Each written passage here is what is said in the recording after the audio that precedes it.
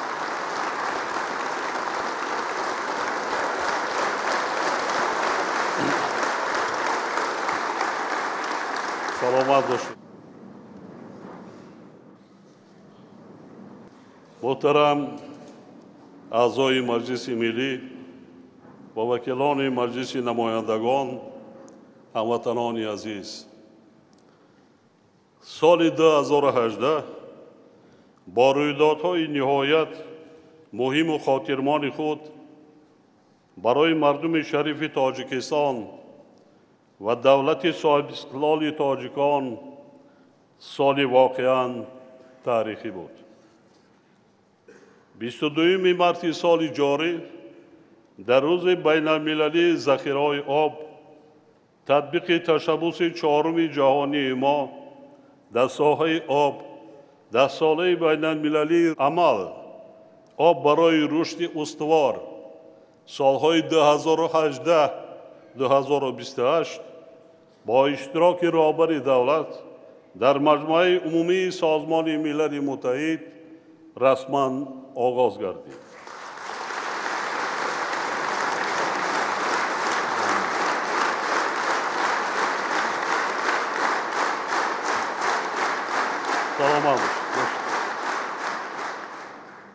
در شرایط تغییریابی اقلیم که مسئله حفظ منبع‌ها و ذخیره آب تازه آشامیدنی به یکی از مشکلات اساسی مردم سیاره تبدیل یافته است، تاجیکستان در این سمت همچون کشور تشبثکار و پیشرفت در عرصه جهانی اعتراف گردیده است.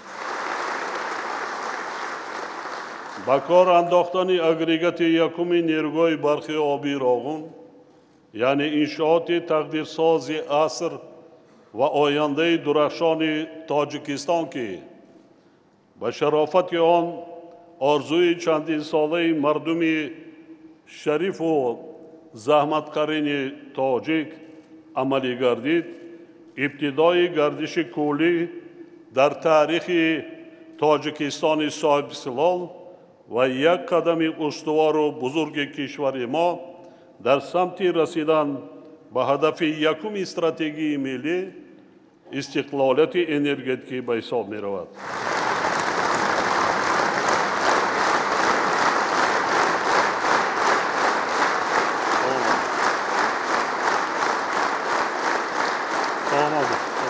حل مسائل در طول زیاده از 12 ساله با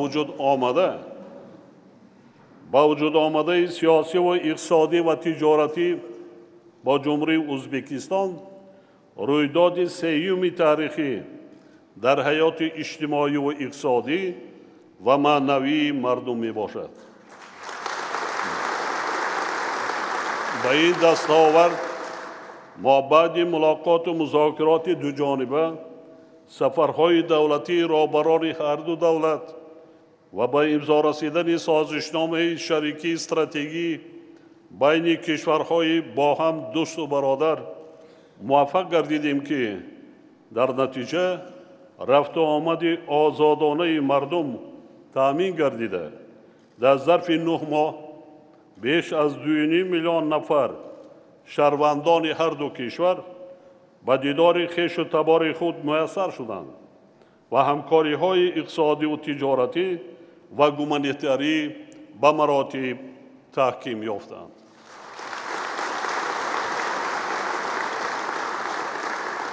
حکومت جمهوری تاجیکستان فعالیت خود را در سمت نائل شدن به هدفهای در استراتژی ملی رشد پیشبینی گردیده روانه کرده. بلندبرداشتن سطح و صفت زندگی مردم را توسط حل مسائل پیشرفت استوار اقتصادی، تقویت نیروی انسانی، تکمیل نظام اداره دولتی، توسعه امکانیت‌های صادراتی مملکت، بهتر کردن فضای سرمایه‌گذاری، انکشاف بخش خصوصی و بهبود وضع بازار مهنت هدف عالی خود اعلان نموده است.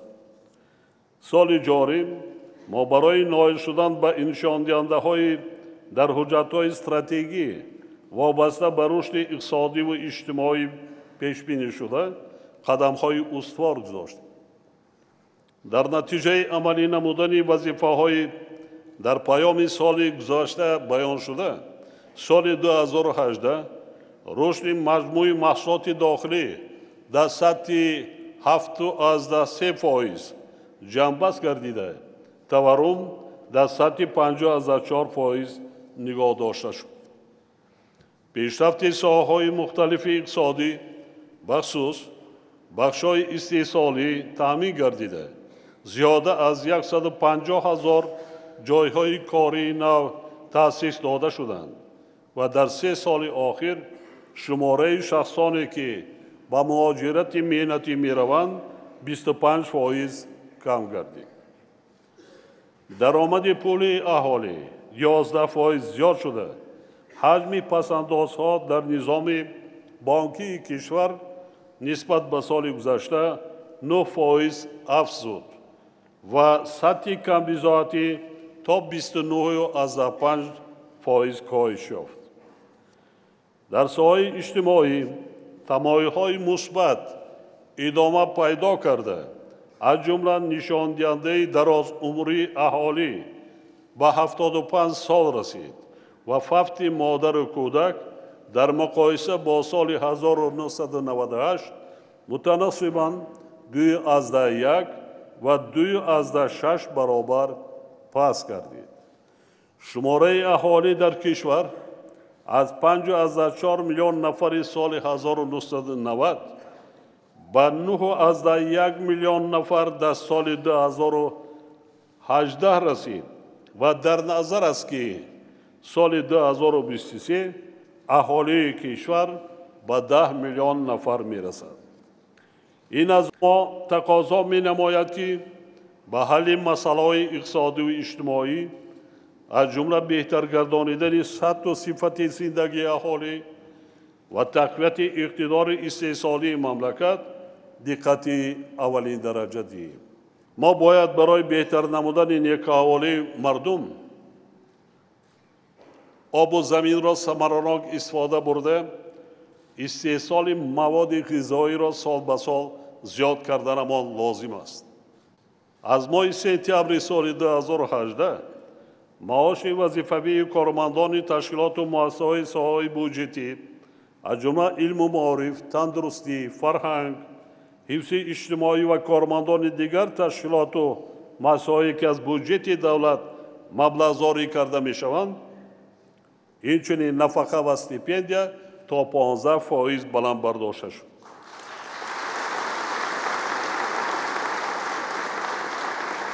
از جانب حکومت مملکت برای عملی نمودن این اقدام در سال 2019 1.2 میلیارد سامانی روانه می‌گردد. در اساس برنامه‌های قبول گردیده ما باید طرز زحمت کشیم که برای بلند برداشتن مزد مهنت کارمندان ساحه‌های بودجتی و نفقه در سالهای بعد نیز زمینه‌های ضروری گذاشته شوند. یعنی ما باید با راه رشد اقتصادی مملکت، صنعت کنونی، رشد استحصالات با در نظر داشت دریافت سرچشمه‌های علاوه‌ای بودجتی دولتی ما توانیم که هر سال اقلاً 10-15% معاش و نفقه استیپندی را بلند برداریم در آینده.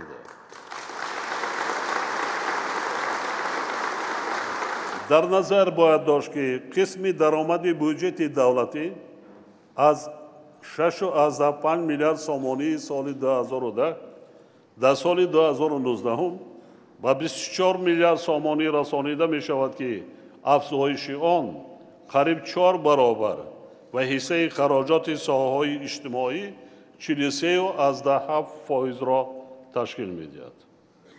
در بودجت سال 2019 نسبت به سال 2018 به ساحه‌های فرهنگ و ورزش 17.3%، علم و معارف 14%، سقوط اجتماعی و حفظ اجتماعی اهالی 9.5% و تندرستی 7.2% زیاد مبلغ روانه کرده می شود. طبق نقشه‌های تصدیق شده در سال 2019 افزایش قسم درآمد بودجت دولتی نسبت به سال 2018 13%، سرعت رشد مجموع محصولات داخلی بیش از 7% و تورم در سطح نزیاده از 7% تامین گردیده درآمد پولی اهالی نکم از 10% افزایش می‌یابد. برای با صفت اجرا شدن این وظیفه‌ها حکومت مملکت را ضرور است که پیامدهای اقتصادی و اجتماعی، روند تغییر یافتن مناسبت‌های اقتصادی بین‌المللی، وضع بازارهای مالیوی، نزاع‌های تجارتی و تحریم‌ها را منتظم تحلیل کرده جهت پیشگیری کردن تأثیر منفی چنین عامل‌ها به اقتصاد ملی ما تدبیرهای ضروری را عملی گرداند. همچنین در سمت معتدل نگاه داشتن نشاندهنده‌های اساسی ماکرو اقتصادی، تامین نمودن فعالیت باثبات نظام بانکی، کارخانه‌ها و باز هم بهتر گردانیدن فضای سرمایه‌گذاری چاره‌های قطعی اندیش. وزارت مالیه وظیفه‌دار کرده می شود که استراتژی اداره‌کنی مالیه دولتی را با در نظر داشتن افضلیت‌های کشور، اجرای صفتناک قسم درآمد و خراجات بودجت، شفافیت خراجات آن، اینچنین پیشنهاد نقشه‌های دورنمای اصلاحات در این سمت‌ها تطبیق نماید. باید ذکر کرد که نظام بانکی در تأمین کردن رشد اجتماعی و اقتصادی کشور بخصوص پیشرفت ساحه‌های واقعی اقتصادیات، بلند برداشتن اقتدار صادراتی کشور، تأسیس جایهای کاری نو و وسیع نمودن منبع‌های علاوه‌ای درآمد بودجت دولتی نقش مهم می‌بازد. در 11 ماه سال 2018 از جانب نظام بانکی به صاحبکاران و اهالی به مبلغ 7.5 میلیارد سومانی قرض داده شده است که نسبت به همین دوره سال گذشته همگی 3% زیادتر است. این خیلی کم است. برای رشد اقتصادیات، رشد صاحبکاری، مثلا صاحبکاری 3 ساله، این خیلی مبلغی کم است. وابسته به این بانک ملی را ضرور است که برای زیاد نمودن حجم قرض و بخش خصوصی و مخصوصاً به ساحه‌های استحصالی نگاه داشتن ثبات نظام بانکی، بهتر گردانیدن سطح و صفت خدمت رسانی ها، آماده کردن متخصصان ساحه بانکداری و بلند برداشتن سویه کسبی آنها چاره‌های قطعی اندیش. علاوه بر این عملیه حساب برابرکنی غیر نقدی در معاملات پولی کشور وسعت بخشیده. این ترتیب سال 2019 در پرداخت خدمت رسانی‌ها و نظام سودا به طور وسیع جاری کرده شود. عموما در سال 2018 حصه پول نقدی که بیرون از نظام بانکی در معاملات قرار دارد در گردش عمومی پولی کشور 64% را تشکیل کرده است. با در نظر داشت روندهای معاصر ما باید کار را جهت تطبیق اقتصادیات رقمی و در ساحه‌های اجتماعی و اقتصادی جاری کردن تکنولوژی‌های رقمی وسعت داشت. ما تأمین استقلالیت انرژتیکی و استفاده ثمره‌بخش نیروی برق از بنبست کمونیکاسیونی برآوردن و به کشور ترانزیتی تبدیل دادن تاجیکستان، حفظ امنیت آذوقه‌واری و دسترسی اهالی مملکت به غذای خوش‌صفت و وسعت‌دهی شغل پرمحصول را همچون هدف‌های استراتژی خود انتخاب نموده، نقشه گزارش اقتصادیات کشور را از شکل اگراری ایندوستریالی به ایندوستریالی اگراری عملی گردانیده استفاده ایم. در نتیجه تدبیرهای عملی نموده حکومت مملکت در 3 سال اخیر حصه ساحه صنعت در مجموع محصولات داخلی از 15.2% تا 17.3% افزایش.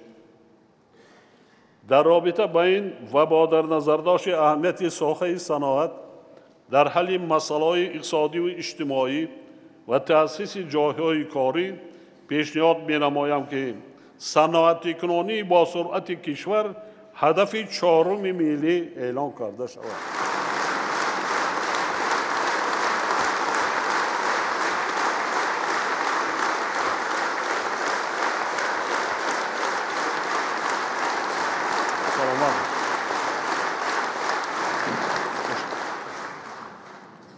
زیاده از قریب 100 سال می شود کشور ما را همچون کشور اگراری می شناسد.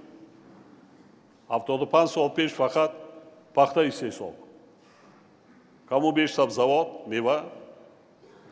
لیکن من تحلیل کرده برآمدم در زمان صاحب استقلالی زیاده از 2 برابر مساحت باغ و تازه را زیاد کردیم و در مجموع آن درآمدی که از صادرات میوه و سبزوات و محصولات ساحه کشاورزی وارد می‌گردد بسیار ناچیز است. یعنی صنعت کنونی مملکت با در نظر داشت بنیاد نیروگاه برقی، آبی، راغون و دیگر نیروگاه برقی و در آینده نیز باز بنیاد کرده می شوند، در ما ذخیره های مینرال خیلی زیاد هستند. علاقه ما شروع کردیم. به چند سال آخر چندین کارخانه‌های بزرگ صنعت متالورگی رنگه به استفاده داده شدند و این ساحه در آینده نیز رشد می‌کند. و این می‌تواند هم با جای کار مردم را تأمین کند، هم اقتدار صادراتی دولت را افزایش می‌دهد. وابسته به این ضرور است که تا سال 2030 حصه ساحه صنعت در مجموع محصولات داخلی به 22% رسانیده شود. برای رسیدن به این مقصد باید عملی شوی برنامه‌های ساحوی قبول گردیده و لایحه‌های سرمایه‌گذاری تحت نظارت قطعی قرار داده ثمره‌ناکی و صفتناکی آنها تأمین کرده شد. من تحلیل کرده برآمدم در زمان صاحب اقتداری کشور از سال 1992 این جانب در مملکت زیاده از 217 لایحه‌های سرمایه‌گذاری دولتی عملی کرده شده است. حجم اجرایشی از خودکنی این مبلغ‌ها از 88 تا 90% را تشکیل می‌دهد. لیکن در سالهای 2014 و 2018 جلب سرمایه مستقیم نسبتاً کمتر زیاده از 16 میلیارد سامانی و از خودکنی این مبلغ‌ها در جنبه 3 سال همگی 50% را تشکیل می‌کند. یعنی ما در دوام سال همگی 7 میلیارد آن را از خود کردیم. این از حکومت و ساختارهای مربوطه فعالیت کاری آنها وابستگی بسیار مستقیم دارد. بنابراین رهبران ولایت‌ها و شهر نویا باید فعالیت خود را دایر به جلب سرمایه مستقیم، بنیاد کارخانه‌های نوی استحصالی، به کار انداختن کارخانه‌های از فعالیت بازمانده و تشکیل جایهای کار وسعت بخشند و دایر به وضع اجرای کارها هر نیم ساله به حکومت مملکت حسابات پیشنهاد نماید. موجود نبودن بعضی نمودهای اشیاء خام در داخل کشور برای استحصال محصولات نهایی مسئله حل طلب میباشد. وابسته به این پیشنهاد مینمایم که اشیاء خام برای کارکرد و استحصال محصولات نهایی وارد شونده به استثنای اشیاء خام در تاجیکستان استحصال شونده و مالهای زیر اکسیزی از انداز از ارزش علاوه شده و باج گمرکی آزاد کرده شود و ساختارهای مربوطه در دوام 1 ماه ترتیب تطبیق امتیاز مذکور را معین نماید.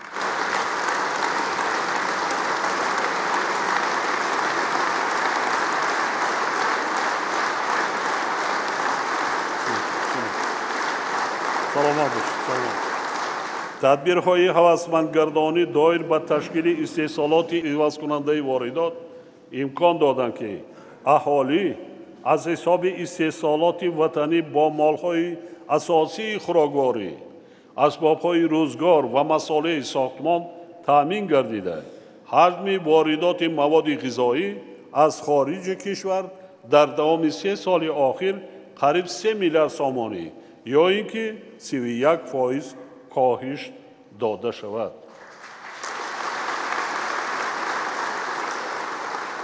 اگر ما اعضایان حکومت، رهبران ولایت و شهر نویا ساختارهای دخلدار باز هم در این سمت با مسئولیتی بلند مناسبت کرده کار و فعالیت کنیم، ما تا 50-60% در مهلت 2-3 سال آینده مخصوصاً هم مسائل ساختمان هم مواد غذایی را از استحصال وطنی خودمان را پوره تامین کرده میتوانیم. سال جاری از 20 نامگوی مال و محصولاتی به صادرات نگرانیده شده، افزایش استحصال 15 نامگوی آن تامین گردید. ولی بر رقابت تا باور نبودن و بلند بودن ارزش اصلی محصولات بعضی کارخانه‌ها، نامکمل بودن راه‌های حفظ منفعت‌های صادرکنندگان در خارج کشور، تا حال به تأمین نمودن گوناگون سمتی استحصالات و صادرات مساعدت نکرده ایستاده است. یعنی اقتصادیات رشد کرده ایستاده است. من در اینجا نامبر کردم امسال 73%. به حساب میانه در 15 سال اخیر رشد اقتصادیات مملکت به حساب میانه 7% را تشکیل می کند. لیکن حجم صادرات به خارج کشور محصولات حالا پست است. این یکی از نشان دهنده‌های به نهایت مهم است. بنابراین حکومت تاجیکستان را ضرور است که همکاری سودمند را جهت وسیع نمودن امکانیت‌های صادراتی و ترانزیتی مملکت در سمت انتقال ترانزیتی مال و محصولات و تشکیل دانال‌های سبز با کشورهای همسرحد برآمدند. وزارت‌های کارهای خارجی، رشد اقتصاد و سودا، اگنتی صادرات، رئیسان ولایت‌ها و شهر نویا وظیفه دارند که فعالیت خود را جهت معرفی کردن محصولات در تاجیکستان استحصال شده، دریافت بازارهای صادرات шарикони истеҳсолию тиҷоратӣ ва ҳифзи манфиатҳои соҳибкорони ватанӣ дар хориҷи кишвар тақвият бахшад.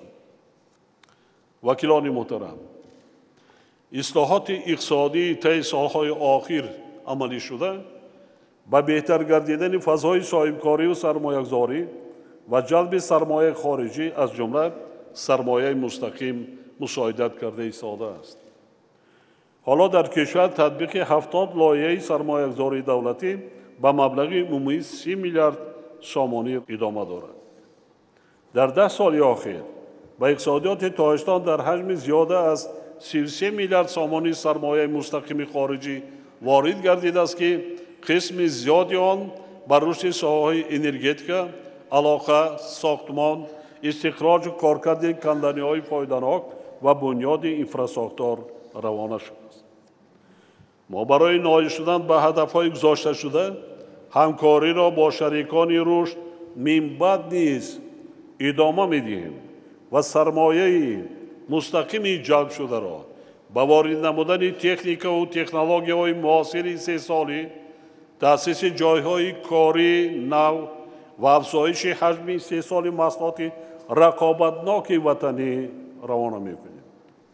вобаста ба ин ҳукумати мамлакатро зарур аст ки фаъолияти худро доир ба беҳсозии фазои сармоягузорӣ, ҷалби сармояи мустақими хориҷӣ ва муаррифии лоиҳаҳои сармоягузорӣ вусъат бахшад.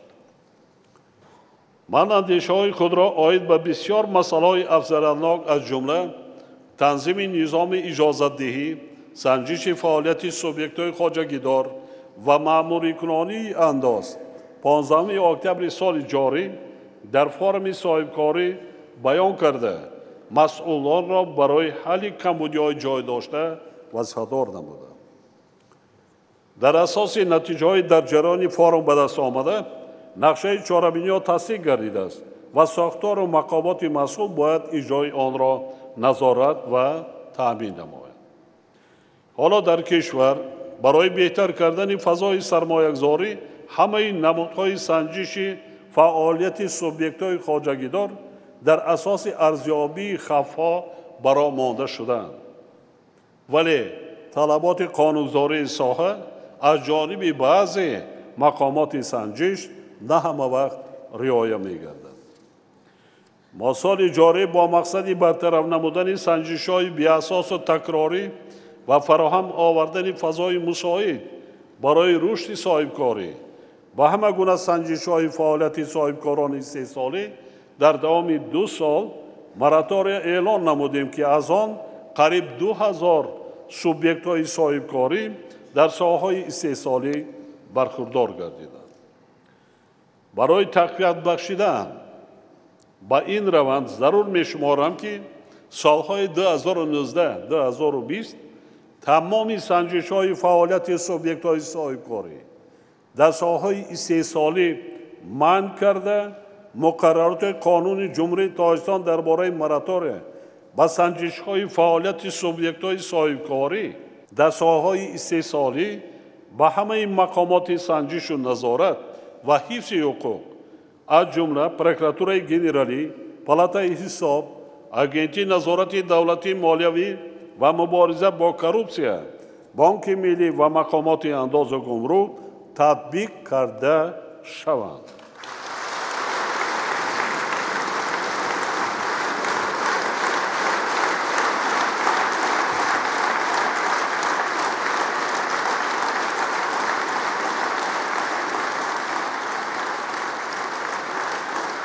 саломат бошед. вазорати саноат ҳукумати мамлакат баъди 2 сол ҷамъбаст карда, таҳлил карда пешниҳод кунад ки чӣ метиҳад. ман боварӣ комил дорам, ин бисёр натиҷаҳои хуб медиҳад. ҳамчунин бо мақсади таъмин намудани риояи дақиқи муқаррароти қонунгузорӣ дар самти моратория ба прокуратураи генералӣ супориш дода мешавад ки дар ҳамкорӣ бо кумитаи давлатии сармоягузорӣ ва идораи амволи давлатӣ нисбат ба масъулони мақомоти давлатие ки ба фаъолияти соҳибкорон беасос дахолат карда садди роҳи рушди соҳибкорӣ мешаванд чораҳои зарурӣ андозид. як чанд рӯз пеш дар ноҳияи рӯдакӣ будам. Дар як сафар мо ду муассисаи таълимиро ба истифода додем ки ҳар кадомаш барои 1240 хонанда аст. аз ҷониби кӣ? аз буҷети давлат не, аз ҷониби соҳибкорони маҳаллӣ ҳамин ноҳия. якеш 26 миллион сомонӣ хароҷот кардааст, дар зарфи як сол бунёд кардааст, дигараш 22 миллион сомонӣ. кӣ мекунад?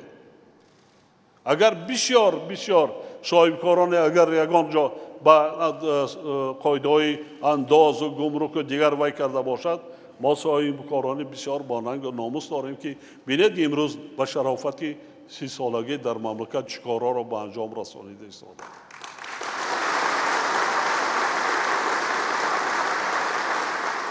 бо мақсади баланд бардоштани савияи донишҳои ҳуқуқӣ, молиявӣ ва иқтисодии соҳибкорон, расонидани кӯмак барои таҳияи лоиҳаҳои тиҷоратӣ ва дарёфти роҳҳои татбиқи онҳо бахусус ба субъектҳои соҳибкории навтаъсис ва ҷалби ҷавонон ба фаъолияти соҳибкорӣ, ҳукумати Тоҷикистон ҷиҳати дар шаҳру ноҳияҳои кишвар ташкил намудани марказҳои хизматрасонӣ ки дар як вақт вазифаи маркази таълимии соҳибкоронро иҷро мекунанд, чораҳои зарурӣ андешид. ин бисёр муҳим аст. ҳатто дар аврупои пешрафта ман мебинам, мехонам, ба воситаи телевизион тамошо мекунам, онҳое ки соҳибкорони ҷавон ҳастанд, онҳое акнун ба соҳибкорӣ ва тиҷорат машғул ҳастанд, курсҳои махсус аст, ба онҳо кӯмак мекунанд, меомӯзонанд. соҳибкорам савод доштанаш дар кор. дар баробар ин барои бартараф кардани монеъҳои маъмурӣ, таъмин намудани самаранокии хизматрасониҳои давлатӣ ба соҳибкорон ва аҳолӣ ба ҳукумати мамлакат супориш дода мешавад ки соли 2019 лоиҳаи қонуни ҷумҳурии Тоҷикистон дар бораи хизматрасониҳои давлатиро таҳия ва пешниҳод намояд. инчунин пешниҳод менамоям ки бо мақсади дастгирии минбаъдаи соҳибкорон дар кишварамон 300 рӯзи ислоҳот оид ба дастгирии соҳибкорӣ ва беҳтар намудани фазои сармоягузорӣ амалӣ карда шуд. ҳамватанони азиз, дар 10 соли охир иқтидорҳои истеҳсолии низоми энергетикии кишвар дар ҳаҷми 1520 мегаватт зиёд карда шуд ва беш аз 1300 километр хатҳои интиқоли барқи баландшиддат сохта ба истифода дода шуд. аз оғози бунёди нерӯҳои барқии обии роғун, аз ҳамаи сарчашмаҳои маблағзорӣ 24 миллиард сомонӣ, танҳо соли 2018 39 миллиард сомонӣ аз худ карда шудааст ва соли 2019 ба ин мақсад қариб 4 миллиард сомонӣ пешбинӣ гардида, агрегати дуюми он ба кор дароварда мешавад.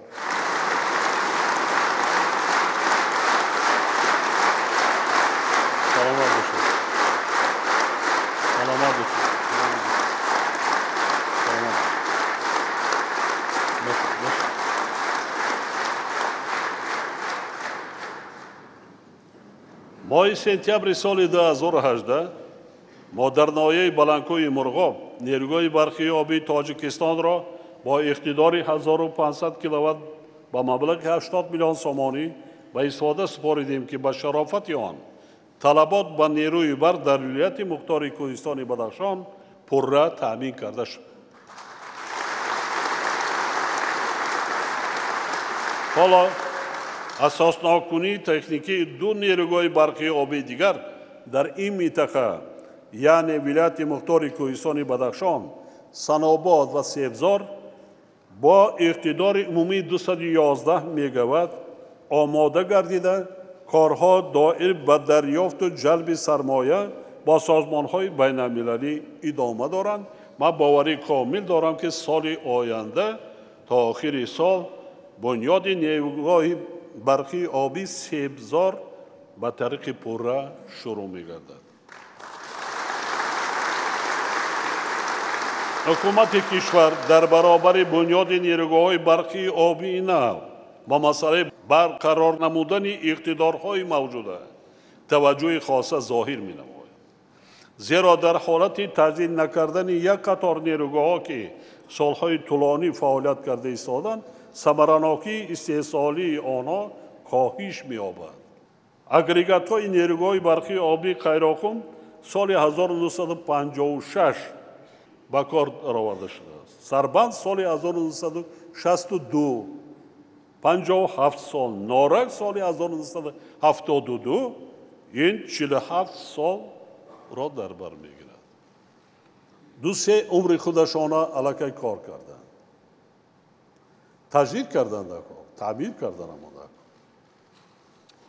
бинобар ин ҳоло таҷдиди нерӯгоҳи барқии обии Сарбанд ба маблағи 1,3 миллиард сомонӣ идома дорад ва як агрегати он имсол ба кор дароварда шуд.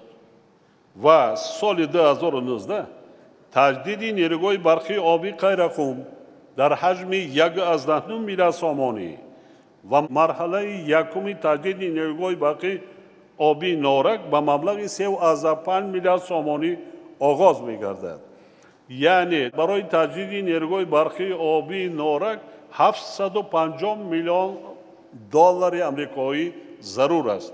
ҳоло 350 миллион доллари амрикоӣ ҷалб карда шудааст ва ман боварии комил дорам ки дар арафаҳои ҷашнии Наврӯз таҷдиди нерӯгоҳи обии барқии Норак шурӯъ мегардад. яъне марҳилаи аввал аст. баъди таҷдиди пурра тавоноии ин се нерӯгоҳ нисбат ба ҳаҷми воқеии имрӯзаи онҳо дар маҷмӯъ 840 мегаватт афзоиш меёбад. яъне дар ҳаҷме ки сангтудаи як дар маҷмӯъ дар якҷоя, ана ҳамин қадар иқтидори дигар аз ҳисоби таъмиру таҷдид инҳо мо иқтидори иловагӣ ба даст меорем.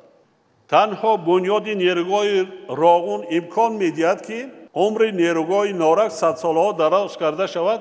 ман ҳамин фикра 15 сол пеш дар хонаи радио мулоқот доштам. дар он ҷо ман баён карда будам. чӣ гуна мегӯянд умри нерӯгоҳи барқии обии Норак 100 сол дароз карда мешавад. ба обанбори Норак аз нерӯгоҳи обии роғун оби таҳшиншуда шоф ворид мегардад. ҳозир гилу лой такшин шуда истодааст. оби мусаффо, оби соф такшин дар нерӯгоҳи барқии обии роғун мешавад.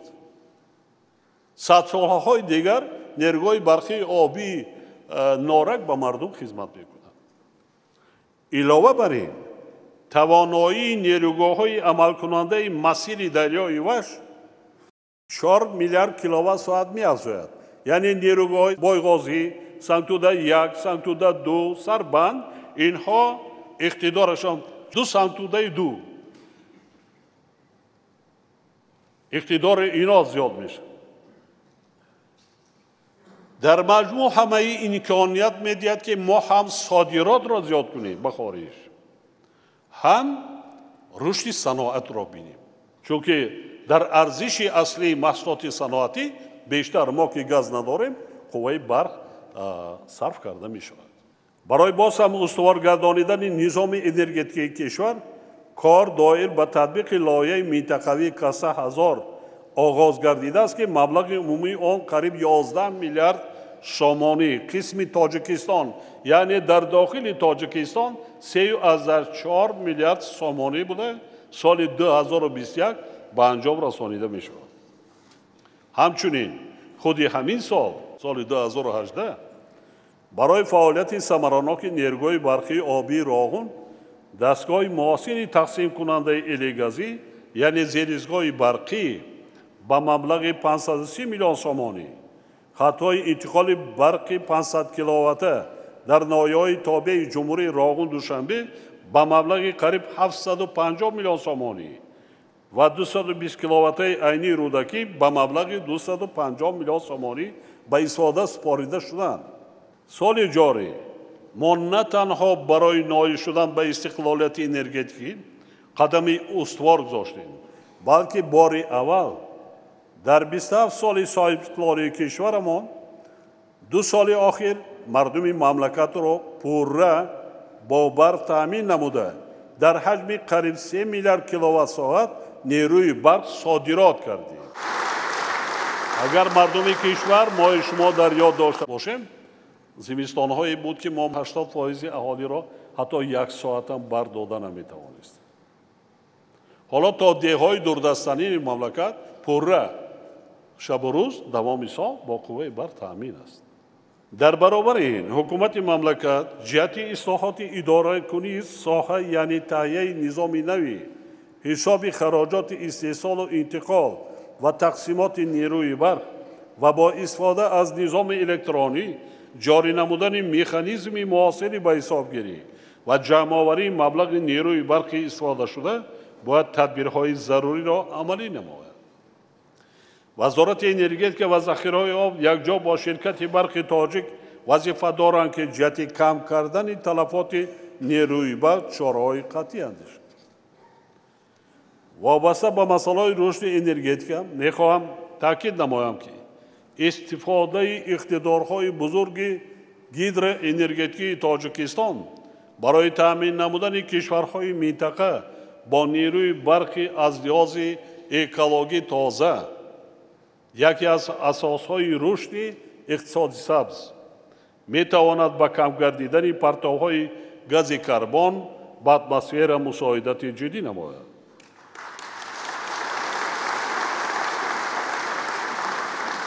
حالا تاجیکستان طبق ارزیابی سازمان‌های بین‌المللی دایر به استحصال نیروی برقی از لحاظ اکولوژی تازه در جهان جای ششم را اشغال می‌کند. کشور ما امکانیت دارد که بعد به کار انداختن اقتدارهای نو از جمله نیروهای برقی آبی راغون از لحاظ فائز استحصال نیروی برق از منبع‌های تجدید شونده در جهان به جای دوم یا سوم برآید. این سهم تاجیکستان در حل یکی از مشکلات گلوبالی کم کردن پرتوهای گاز کربن و هوای اتمسفر و کاهش دادن عاقبت‌های منفی گرمشوی اقلیم خواهد بود. در رابطه با این همچنین ضرور است که ما با مسائل حفظ محیط زیست، عالم نباتات و حیوانات، وضع اکولوژی و با این مقصد تجدید نظر کردن و تکمیل دادن قانونگذاری ساحه و بلند برداشتن معرفت اکولوژی اهالی مناسبت جدی ظاهر کنیم. خاطر نشان می‌سازم که حفظ محیط زیست در عین زمان یکی از راه‌های اساسی جلب سیاحان میباشد. حاضرین گرامی، در شرایط تاجیکستان که 93% قلمروی آن از کوه‌ها عبارت است، ساحه‌های نقلیات و کمونیکاسیون برای تامین نمودن رشد اجتماعی و اقتصادی اهمیت بزرگ دارد.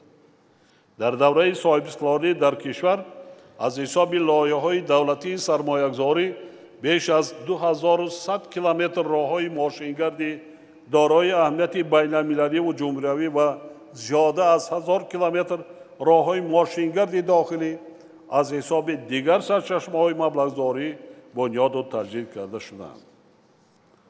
تنها سال 2018 ساختمان و تجدید قریب 200 کیلومتر راه داخلی و بین‌المللی و 45 پل به انجام رسانیده شد. حالا در ساحه نقلیات به مبلغ عمومی 7.5 میلیارد سامانی 14 لایحه دولتی سرمایه‌گذاری عملی شده ایستاده است. طی سالهای اخیر در نتیجه بنیاد شاهراه‌های ماشینگرد بین‌المللی و پیوستن تاجیکستان با راه‌های جمهوری مردمی چین، جمهوری اسلامی افغانستان، جمهوری قرقیزستان، گشاده شدن راه آهن و 16 گذرگاه سرحدی با ازبکستان، کشور ما از بنبست کمونیکاسیونی رهایی یافت و هدف دوم استراتژی ما نیز عملی گردید.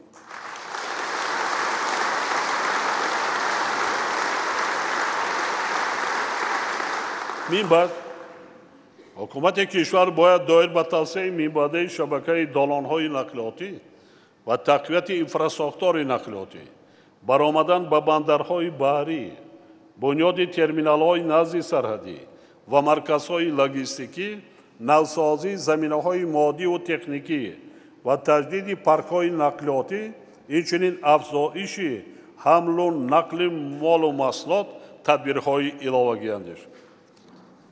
همچنین با مقصد افزایش دادن حمل و نقل آدمان و حجم بارکشانی با در نظر داشت موقع مساعد جغرافیایی تاجیکستان جهت به مسیر ترانزیت هوایی تبدیل دادن کشور چاره‌های ضروری را راه اندازی نماید.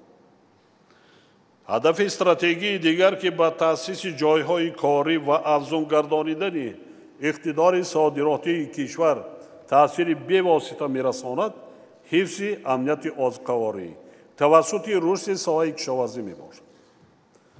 با مقصد تامین نمودن رشد ساحه کشاورزی و حفظ امنیت آذوقه‌واری از حساب تطبیق لایحه‌های دولتی سرمایه‌گذاری و بودجه دولت در دوره صاحب استقلال بیش از 12 میلیارد سامانی روانه کرده شده است. در نتیجه تدبیرهای اندیشیده حکومت حجم عمومی محصولات کشاورزی 3 برابر زیاد گردید، یعنی از 7.4 میلیارد سامانی سال 2000 به 21.3 میلیارد سامانی در سال 2018 رسانیده شده. صادرات محصولات ساحه منتظم افزایش یافته ایستاده است. در برابر این ضرور است که برای رسیدن به مقصدهای گذاشته شده در سمت رشد ساحه و تأسیس جایهای کاری به مسئله نگهداری و کارکرد محصولات کشاورزی دقت بیشتر داده شد.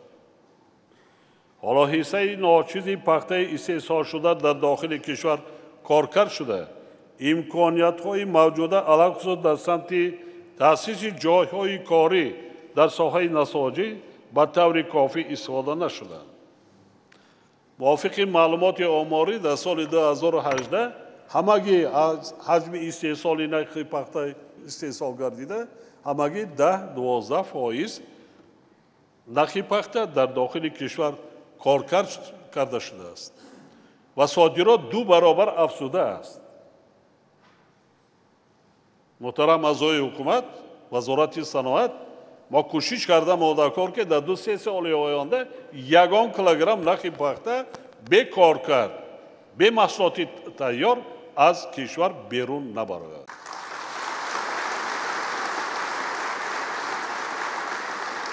ما بنیاد اقتدارهای زیاد داریم در داخل.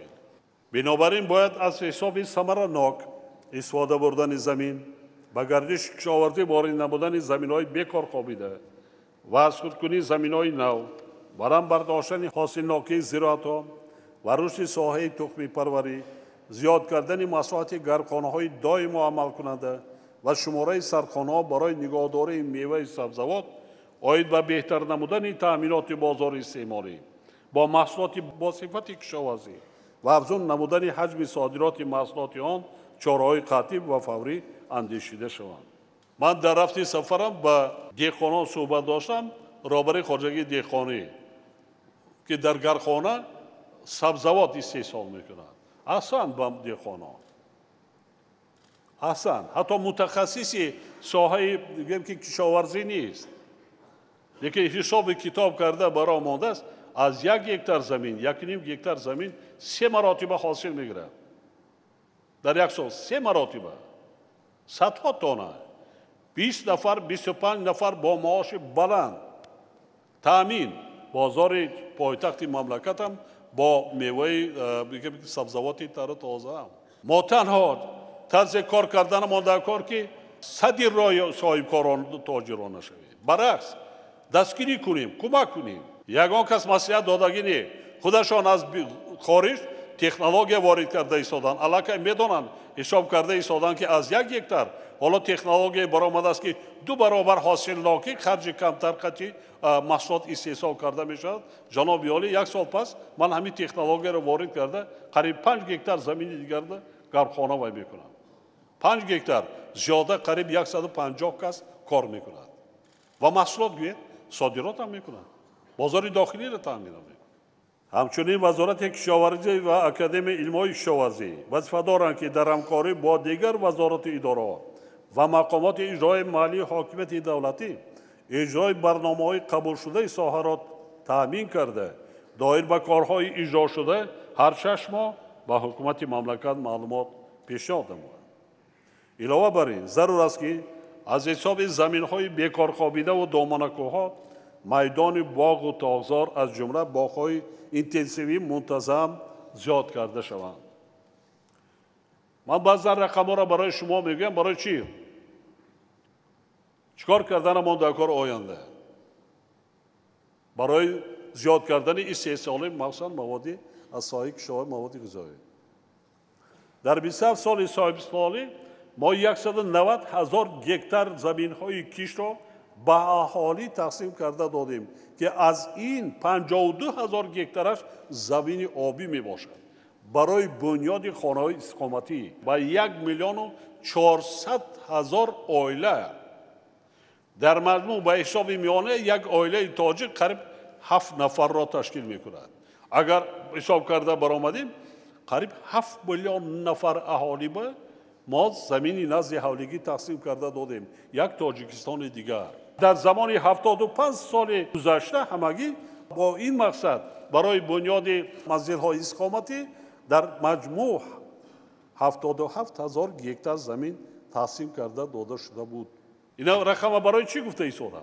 ما برای آن گفته ایستادم که ما در فکر و ذکر اسکود کردن زمین‌های نو، زمین‌های بیکار خوابیده، زمین‌های پرتاب ما 190,000 گکتار برقرار کردن آماده کن. در فکر تأمینات مواد غذایی اهالی باشه. قبول برنامه اصلاحات ساحه آب جمهوری تاجیکستان برای سالهای 2016 و 2025 که هدف اساسی آن گزارش به اداره کنی معاصر ذخیره‌های آب و جلب سرمایه‌گذاری‌های نو برای حل مشکلات آب در کشور به حساب می‌رود. اقدام سریع وقتی بوده یکی از مسائل اساسی که توجه مخصوص را طلب می‌نماید تأمینات اهالی با آب با صفت آشامیدنی میباشد.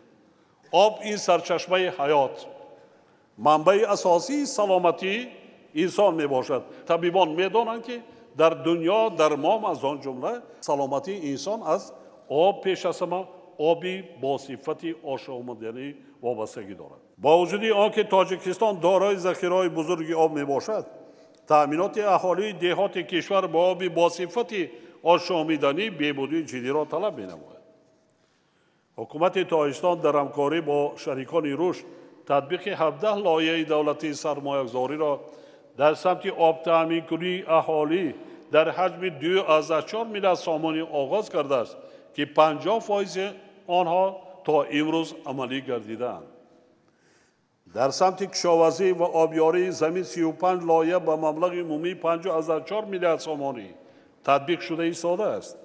اما چنانکه تحلیلان نشان می‌دهند زیاده از 80% مبلغ برای رشد شبکه‌های آبرسانی مرکز شهر و ناحیه‌ها روانه می‌گردد. ضرور است که به حل این مسئله در دهات نیز توجه بیشتر ظاهر کرده شود. زیرا بیش از 73% اهالی در آنجا زندگی می‌کنند. ما باید تأثیر روزافزون عاقبت‌های تغییر آبی اقلیم را به وضع کارها در سمت رسیدن به اداره استوار ذخیره‌های آب همیشه در مد نظر داشته باشد. معلوم است که تغییرات گلوبالی اقلیم به حجم ذخیره‌های آب نوشاکی تازه و صفت آن تأثیر منفی رسانیده. کشورها و منطقه‌های مختلف عالم را به وضع تشویش آور اکولوژی دچار می‌سازد. در برابر این بر اثر زیاد شدن اهالی در منطقه ما و عموماً در سطح گلوبالی طلبات به ذخیره‌های آب با سرعت افزایش می‌یابد. این دو عامل در نزد ما وظیفه‌های نوی مجموعی را می‌گذارد. ضمناً تأکید می‌نمایم که سیاست دولت تاجیکستان در ساحه آب در عین زمان به حل مسائل مبرم اجتماعی و اقتصادی منطقه آسیای مرکزی نیز نگرانیده شده است. ما آماده ایم که ذخیره‌های بزرگ آب نوشاکی امان را با منفعت منطقه مورد بهره‌برداری قرار دهیم. تکرارا تاکید می‌سازم که استفاده عاقلانه تنها ذخیره‌های نادر کولی بلندگوی سری است که 17 میلیارد متر مکعب را در بر می‌گیرد، امکان تامین درازمدت و استوار اهالی منطقه ما را با آب با صفت نوشاکی می‌دهد.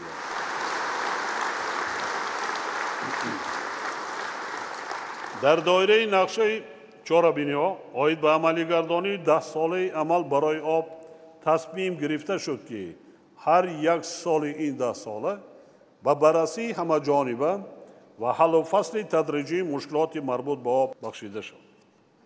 از جمله طبق نقشه کارهای سازندگی و آبادانی به مناسبت 30 سالگی استقلالیت دولتی در برابر ساختمان و تعمیر و ترمیم انشاءات تعینات اجتماعی، اینچنین مشکلات تامینات اهالی با آب با صفت آشامیدنی در محل‌های اهالی نشین مخصوصاً دهات باید حل کرده شوند.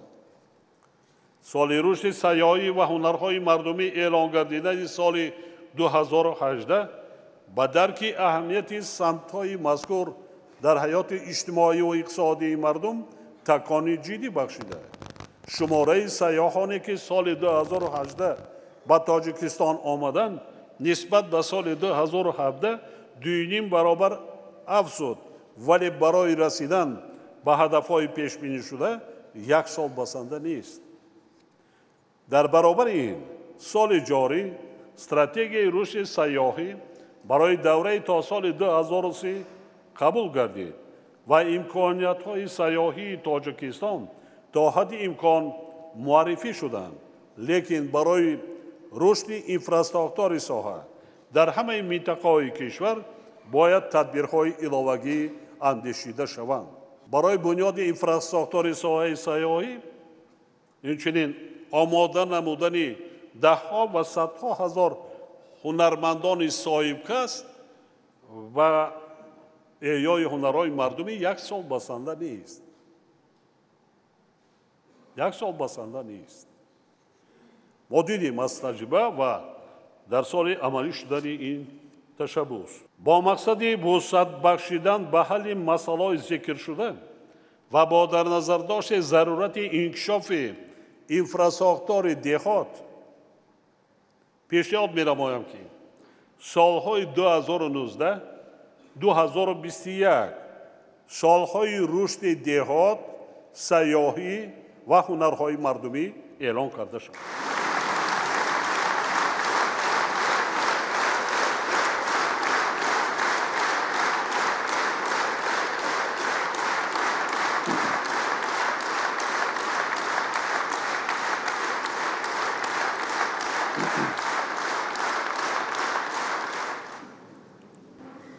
مقصد اساسی از این پیشنهاد عملی گردانی تلاش‌های حکومت مملکت به خاطر باز هم آباد کردن تاجیکستان و حل مسائل اجتماعی اهالی با راه بهتر نمودن انفراستراکچور پیش از همه در ساحه‌های معارف و تندرستی، تأسیس جایهای کاری، تأمین کردن اهالی دهات با آبی با صفت آشامیدنی، بنیاد و تجدید راه‌های محلی، رشد انفراستراکچور سیاحی و انکشاف هنرهای مردمی با طلبات معاصر مطابق ساختن سطح خدمت‌رسانی و بلند برداشتن نیک‌احوالی مردم در هر یک دهه و محل اهالی نشین می‌باشد.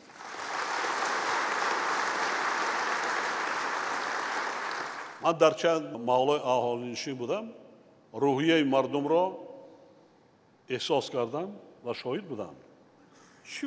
چگونه خوشبخت است وقتی راه ساختن، راه‌های زمانوی، وقتی مرکز سلامتی است، وقتی بنگاه طبی است، وقتی در خود داخل دهه تولدخانه است، حمام است، کاشانه حسن است، سرتراشخانه است، مکتب است، کارخانه دوزندگی است. برای مردم یک دهه چی در کار؟ آبی آشامیدنی مهیا کردن در کار است. صدها جای کاری نه. баъзан соҳибкорон дар гирди атрофи деҳа садҳо гектар боғ бунёд карданд ки аҳолии ҳам бекори деҳа дар ҳамон боғ 80-90 кас ҷои кор меёбад. магар ин кори бад аст? даҳҳо маротиба такрор кардам.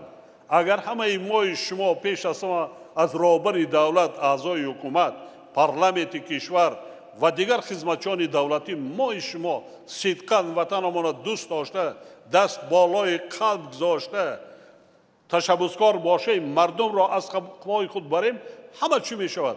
обод ҳам мешавад, зебо ҳам мешавад.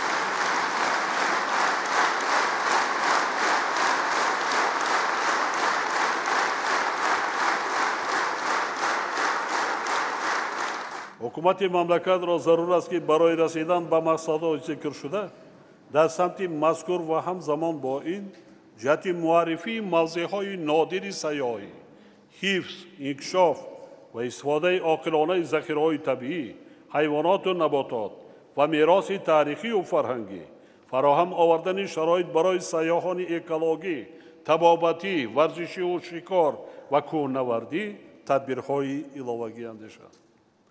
таъкид месозам ки раисони вилоятҳо ва шаҳру ноҳияҳо барои вусъат бахшидан ба корҳои ободониву бунёдкорӣ, рушди инфраструктураи деҳот, сайёҳӣ ва ҳунарҳои мардумӣ ва бо ин мақсад ҷалб намудани сармояи ватаниву хориҷӣ масъулияти бевосита дошта, бо ҷойи кор таъмин кардан ва соҳиби касбу ҳунар гардонидани мардум низ вазифаи аввалиндараҷаи онҳо мебошад.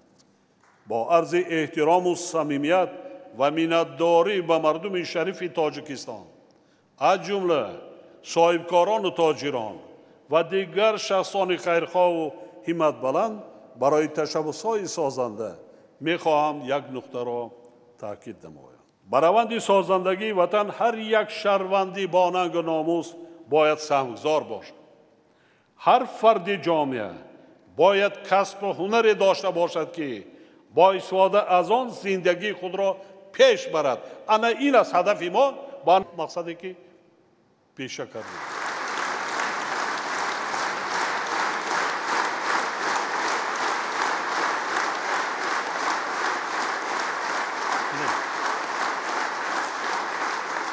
ما باید در عملی شدن این مقصدها با ظاهر پرستی راه ندهیم. هنرهای مردمی یک نمایش دادن و با واسطه تلویزیون نمایش داده جناب یاری تماشا که ما کرده نه. شما باید حسابات کنید در حدود نهایت چند صد هزار بانوان و مادران و دیگر جوانان و دیگر صاحبی کسب و هنر شدن. هر یک فردی تاجیک باید یک هنر داشته باشد. هدف همین است، یک کسب داشته باشد. وقتی که شخص کسب یا هنری که دارد و زندگی خود را پیش میبرد، تأمینات عالی خود را بهتر میکند. هدف این است. هدف آن نیست که مال و محصولات یک هنرمند به نمایش گذاریم به مرض و بر گردی وی رقص و بازی کنیم که ما برنامه را اجرا کنیم. نه، حسابات میتیم چقدر در حدود هر یک ده محل و ناحیه ولایت چقدر که شهروندان ما صاحب کسب، صاحب هنر گردیدند، با جای کار تامین شدند. ما برای هر شخصی که میخواهد کسب و هنر، نیت و نقشه و قابلیت و استعداد خود را عملی گرداند، یعنی جهت خود تطبیق کنی شهروندان شرایط مساعد فراهم می‌آوریم. ما هر عملی نیکی را که با شکرانه استقلالیت و آزادی و صاحب وطنی و صاحب دولتی انجام میدیم، برای خودمان، فرزندانمان، نسل‌های آینده‌مان، وطن عزیز و محبوبمان تاجیکستان میکنیم، زیرا این وطن و این دولت از خود ماست و آن را به جای ما و شما کسی دیگر آباد نمی کند.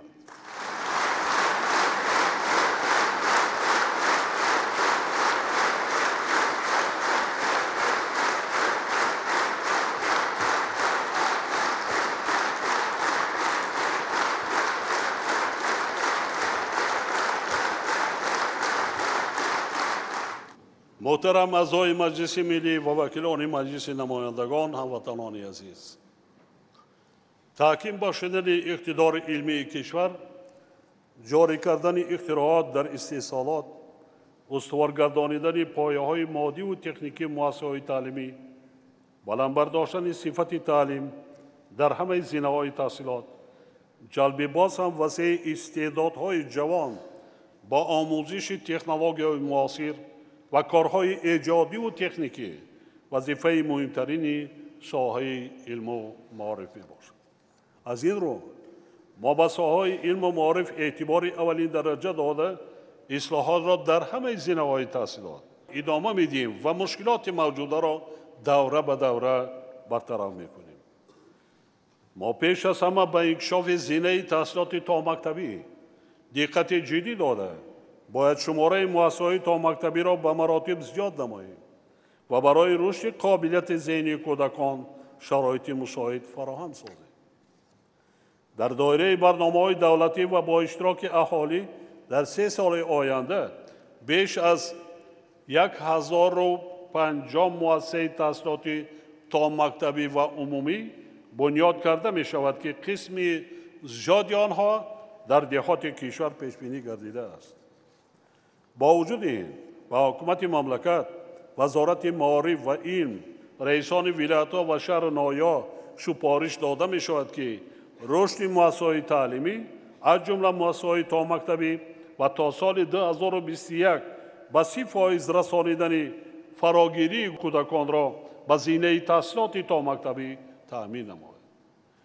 تنها در سال 2018 در کشور از حساب همه سرچشمه‌ها 151 مؤسسه تحصیلات عمومی با زیاده از 73,000 جای نشست ساخته به استفاده داده شد و این روند در آینده نیز ادامه خواهد یافت.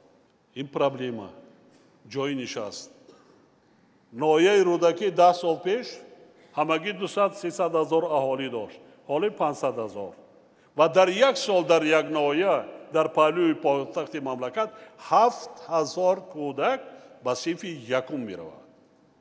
7,000 برای ایها در یک سال 12 مکتب ساختند در یک نایه. برای همین زحمت کشیدن مونده کار است. ما اصلاحات نظامی همه زمینه‌های تحصیل را بعد نیز دوام داده اصولهای فعال تعلیم را جاری میکنیم و به سطح و صفت تعلیم اعتبار اولین درجه میدیم. در رابطه با این وزارت معارف و علم خدمات نظارت در ساحه معارف وظیفه‌دار کرده میشوند که در همکاری با رئیسان ولایت‌ها و شهر نایا و دیگر نهادهای جمعیتی نظارت را جهت بلند برداشتن سطح و صفت دانش در همه زمینه‌های تحصیلات پرزور نمایند. من سفرات را میپرسم، معاشرت میکنم با خوانندگان، پست است. مخصوصا آموزش زبان‌های خارجی خیلی درجه پست است. همزمان با این وزارت معارف و علم یکجا با وزارت رشد اقتصاد و سودا و دیگر ساختار و مقامات داخلدار تا سال 2020 مسئله نارسایی کادرهای آموزگاری را پوره حل و فصل نمایند. در ساحه معارف 2 پروبلم اساسی است، یعنی پروبلم جدی. یکم نارسایی کادرهای صاحب کسب آموزگاری. دوم این بلند برداشتن سطح و صفت تعلیم در تمام مؤسسه‌های تحصیلاتی کشور است. 2 پروبلم جدی. دیگر مؤسسه تعلیمی که نو است حاضر زمان از یک پروبلم نیست. مکتب را بنیاد کرده ایستادیم. ما قریب 50% شماره مکتب‌های تیپ نو در مملکت بنیاد کردیم. این پروسس ادامه می‌یابد. لیکن صفت تعلیم و تربیت به زمان جوابگو نیست.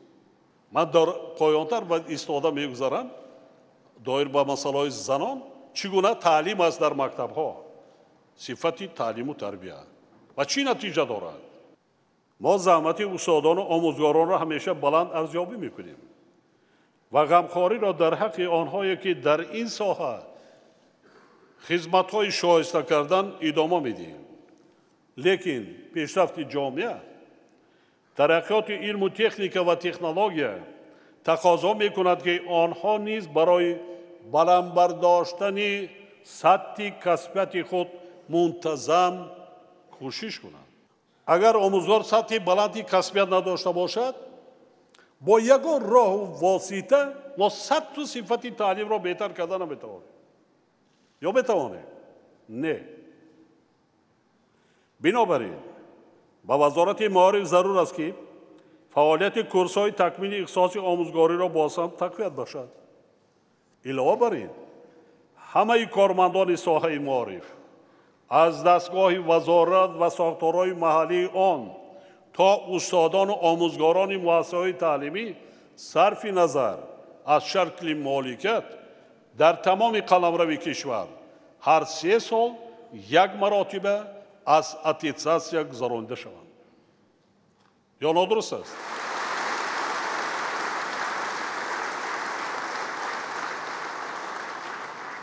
ҳоло ман поёнтар меистам мегӯям барои чӣ?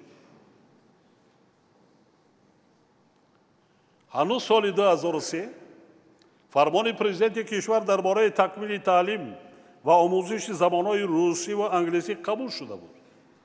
вале таҳлилҳо нишон медиҳанд ки натиҷаҳо дар ин масъала чандон қонеъкунанда нестанд. не ки қонеъкунанда, ғайри қаноатбахш аст. ман дигаронро намедонам, вақте ки ман муошират мекунам, суҳбат мекунам бо хонандагон, эҳсос мекунем ки таълиму тарбият дар ин масъала бисёр қафо мондааст. ҳисоб кунед 2003 2018 15 сол. агар мо хоҳем ки бо ҷомеаи пешрафтаи башар баробар қадам гузорем, бояд ба ин масъала эътибори ҷиддӣ диҳем. ин ду забонест ки аз 6 забони муоширати байналмилалӣ ки созмони милал қабул кардааст, ин ду забон забони муоширати байналмилалӣ ба шумор меравад. аз ин лиҳоз ба ҳукумати мамлакат, вазоратҳои маориф ва илм, рушди иқтисод ва савдо, академияи илмҳо супориш дода мешавад ки дар нимсолаи аввали соли 2019 барномаи нави такмили таълими забонҳои русӣ ва англисиро барои давраи то соли 2030 таҳия ва пешниҳод намояд. соатҳои дарсие ки дар мактабҳо муассисаҳои таълимӣ, ин бениҳоят кам аст, ночиз аст. бори дигар хотирнишон месозам ки мо ин корро барои худамон, яъне ба хотири баландбардоштани сатҳи маърифат ва тавсияи ҷаҳонбинии наврасону ҷавонони кишвар мекунем, на ба мақсади дигар. ягон мақсаду ҳадафи дигар надорем.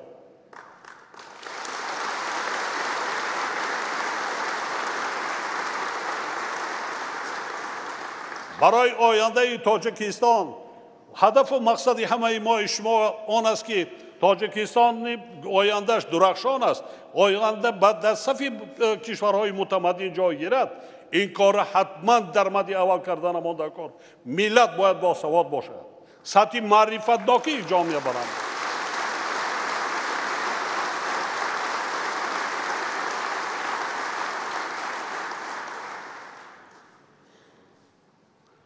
мо ба солимии ҷомеа ва ҳифзи иҷтимоии аҳолӣ низ диққати махсус додаем. инфрасохтори муассисаҳои тиббӣ ва ҳифзи иҷтимоии аҳолиро мунтазам тавсия ва таҳким бахшида истодаем. ҳоло дар 19 шаҳру ноҳияҳои мамлакат барномаи кафолатҳои давлатӣ оид ба таъмини аҳолӣ бо кӯмаки тиббию санитарӣ дар ноҳияҳои таҷрибавии ҷумҳурии Тоҷикистон барои солҳои 2017-2019 амалӣ гардида истодааст ва ин таҷриба давра ба давра тамоми кишварро фаро мегирад. илова бар ин дар давоми 3 соли оянда дар кишвар беш аз 560 беморхонаҳу марказҳои саломатӣ ва дигар иншооти соҳаи тандурустӣ бунёд карда мешавад. با وجود پیشروی‌ها حالا نیز بعضی کمبودی‌ها از جمله در مسئله رسانیدن کمک اولیه‌ای طبی که از حساب بودجه مبلغ زاری می‌شود به مشاهده می‌رسد. از عرض شکایت ساکنان مملکت که با عنوان دستگاه اجرایی پرزیدنت وارد می‌شوند، در بعضی مؤسسه‌های طبی در بعضی شهر و ناحیه‌ها هنگام رساندن کمک اولیه طبی از صاحبان شخصان بیمار و کارافتاده مبلغ و داروباری طلب میکنند که این خلافت قانون میباشد. کمک اولیه طبی وقتی بیمار وارد میشود در قانون آمده است، از حساب بودجه دولت مبلغ زاری کرده میشود. میبخشید یک صدمه روح میدهد و آنه که مریض است در حالت ناگوار قرار دارد، شما در وقتی قبول کردن مریض را یک طرف ایستاده برای طلب میکنید مبلغ روی خط دارواری. از نقطه نظر انسانی هم درست نیست. این بنیاد پرابلمای جدی. یکی از مسائلی که با وجود تاکیدهای دائمی اصلاح نشده ایستاده است، حالا هم پس بودن سطح و صفت خدمت رسانی و معاشرت طبیبان می باشد و رهبران وزارت تندرستی و حفظ اجتماعی اهالی وظیفه دارند که در این سمت تدبیرهای مؤثر اندیشند. برای همینم من 1 سپتامبر رفته در دانشگاه دولتی طبی تاجیکستان بسیار مسائل عمده‌ای که در ساحه بود مفصل ایستاده گذاشتم. دولت و حکومت تاجیکستان با این ساحه اجتماعی، ساحه علم و معارف و تندرستی گویم که دقت اولین درجه میدهد. مبلغ‌های زیاد هم روانه کرده ایستادیم، لیکن سطح خدمت رسانی هم باید بلند داشته شود. معامله و معاشرت هم باید داشته باشد. ما برای یگان شخص علاهیده نمی‌کنیم. سال جاری با مقصد پرزور نمودن جوابگری مأموری و جنایتی برای غیر قانونی به حدود جمهوری تاجیکستان وارد نمودند و به معاملات برآوردن داروهای بی‌صفت یا مهلت استفاده داشته یا استحصال کردن آنها در مملکت، اینچنین در نتیجه فعالیت طبی با بیماری‌های سرایتی گرفتار شدن مزاجان با قانونزاری تغییرات وارد کرده شد. با من صدها عرض شکایتی مردم می‌آید.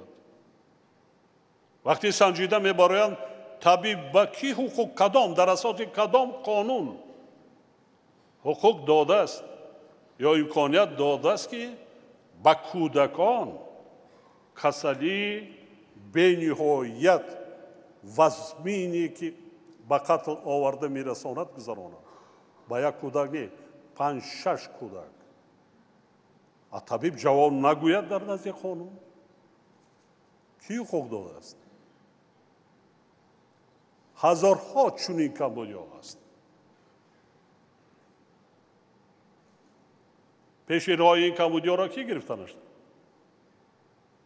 من همین تکلیف ها را در ملاقات 1 سپتامبر در آنجا در نزد طبیبان کردم. آنها نیز در نزد قانون باید کمبودی کردند. با سبب خنون نظری آنها رخ داده است، در نزد قانون باید جواب گوید.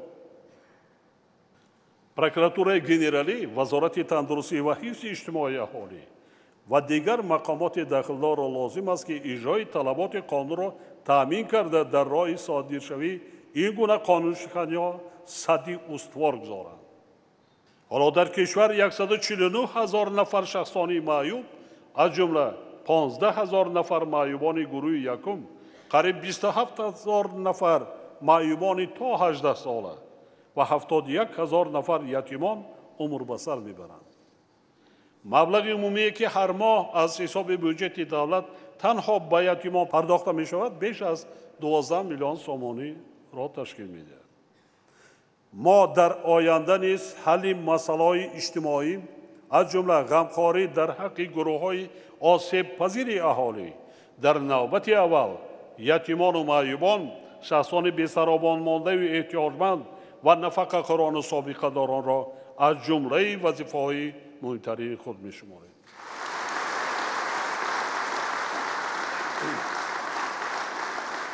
من در جلسه حکومت جمهوری تاجیکستان ماه نوامبر علاقه سپارش دادم دایر به این موضوع.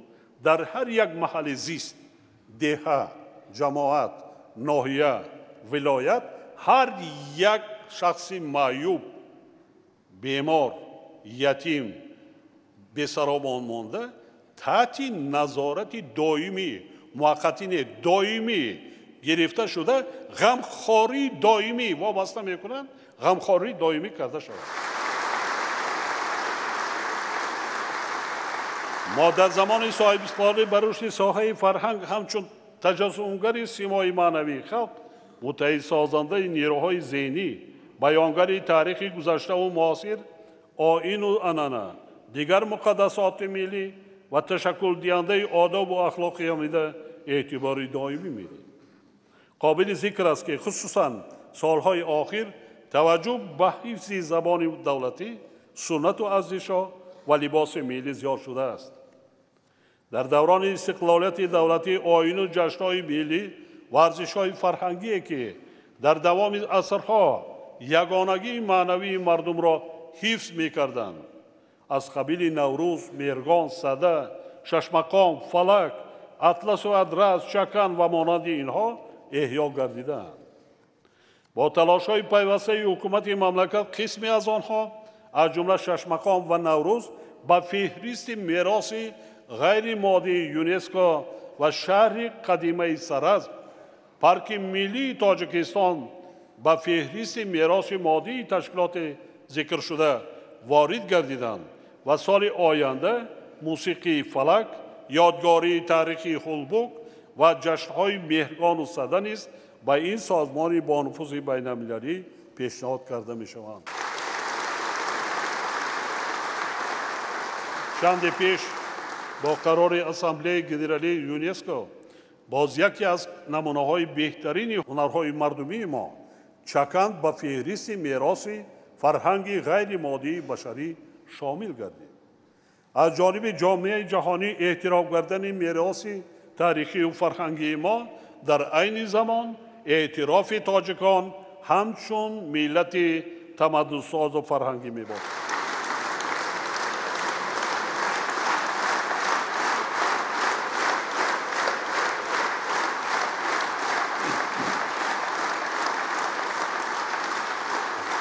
саломат бошед.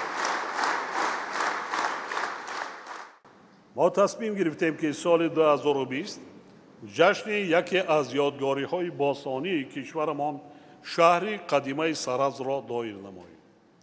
ин чорабинӣ имкон медиҳад ки мо маданияти беш аз 5500 солаи аз ҷониби доираҳои илмии ҷаҳон эътирофшудаи худро ба ҷаҳониён ба таври шоиста муаррифӣ созем. ин солро ман муайян накардам. олимои сатҳи байналмилалӣ омӯхтанд, санҷида баромаданд, корҳои илмӣ гузарониданд ва муайян карданд. моро зарур аст ки ёдгориҳои таърихии худро ҳифз кунем, обод гардонем ва ба онҳо ҳамчун ҷузъи таркибии сарнавишти миллати кӯҳанбунёдамон муносибат намоем. ин қарзи мо дар назди таърих ва наслҳои оянда мебошад. вакилони муҳтарам, мо минбаъд низ мақоми занонро дар ҷомеа баланд бардошта, мавқеи онҳоро дар татбиқи сиёсати иҷтимоии давлат дастгирӣ менамоем. дар замони соҳибистиқлолӣ як қатор стратегияу барномаҳои давлатӣ дар ин самт амалӣ гардида, барои фаъолияти занон имкониятҳои васеъ фароҳам оварда шудаанд.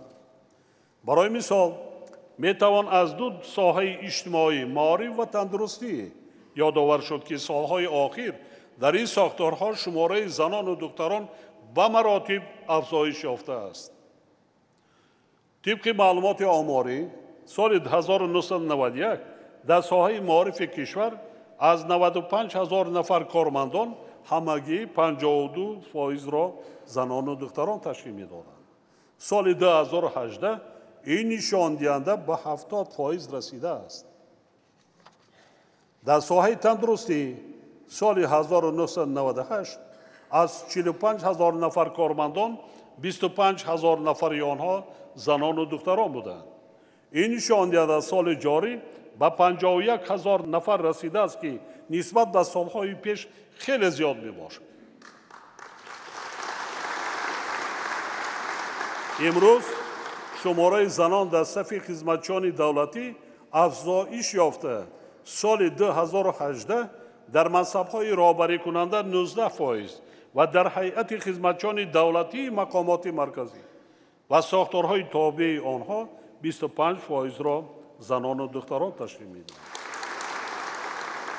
در ناحیه رودکی دو مکتب نوی که ما به استفاده دادیم، در یکیش راهبر مؤسسه زنی تاجیک بودند، معلمه. شماره از 38 نفر آموزگاران 32 نفرشان را زنان تشکیل می‌کند. از 60 نفر ختم کنندگان صنف 11 سال 2018 90% به دانشکده‌های عالی مملکت و خارج کشور داخل شدند.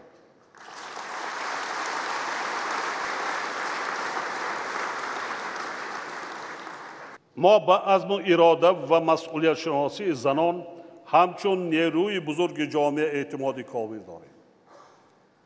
برابر این می‌دانیم که زن مادر است، یعنی یگانه موجود است که انسان را به دنیا می‌آورد و به او حیات می‌بخشد.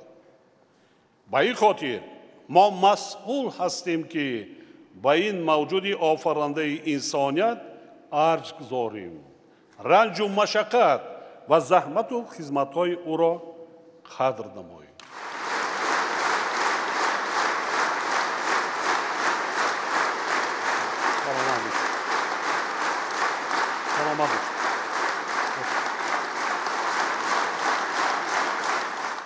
کاش که در تمام ساختارهای حاکمیت دولتی و مقامات حاکمیت اجرایی دیگر ساختارها، الان مثل که همین روز قرصک بسیار اکثرت در اینجا جوانمرد داشتند، الان خیلی دستگیری میکردین از سیاست راهبر دولت و حکومت نسبت به تربیه و جابجا کردن بانوان، زنها، دختران.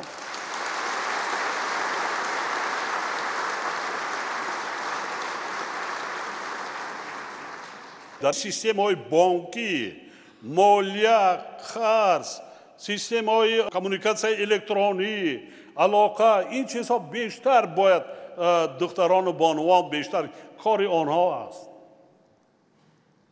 مردها اگر کار نیابند ما کار یافته میتیم. من بنیاد نیروهای برقی آبی راغون معاشی بلند تا 5000 10000 معاش میگیره 15 روز بعد. این کارا کردن مونده کن.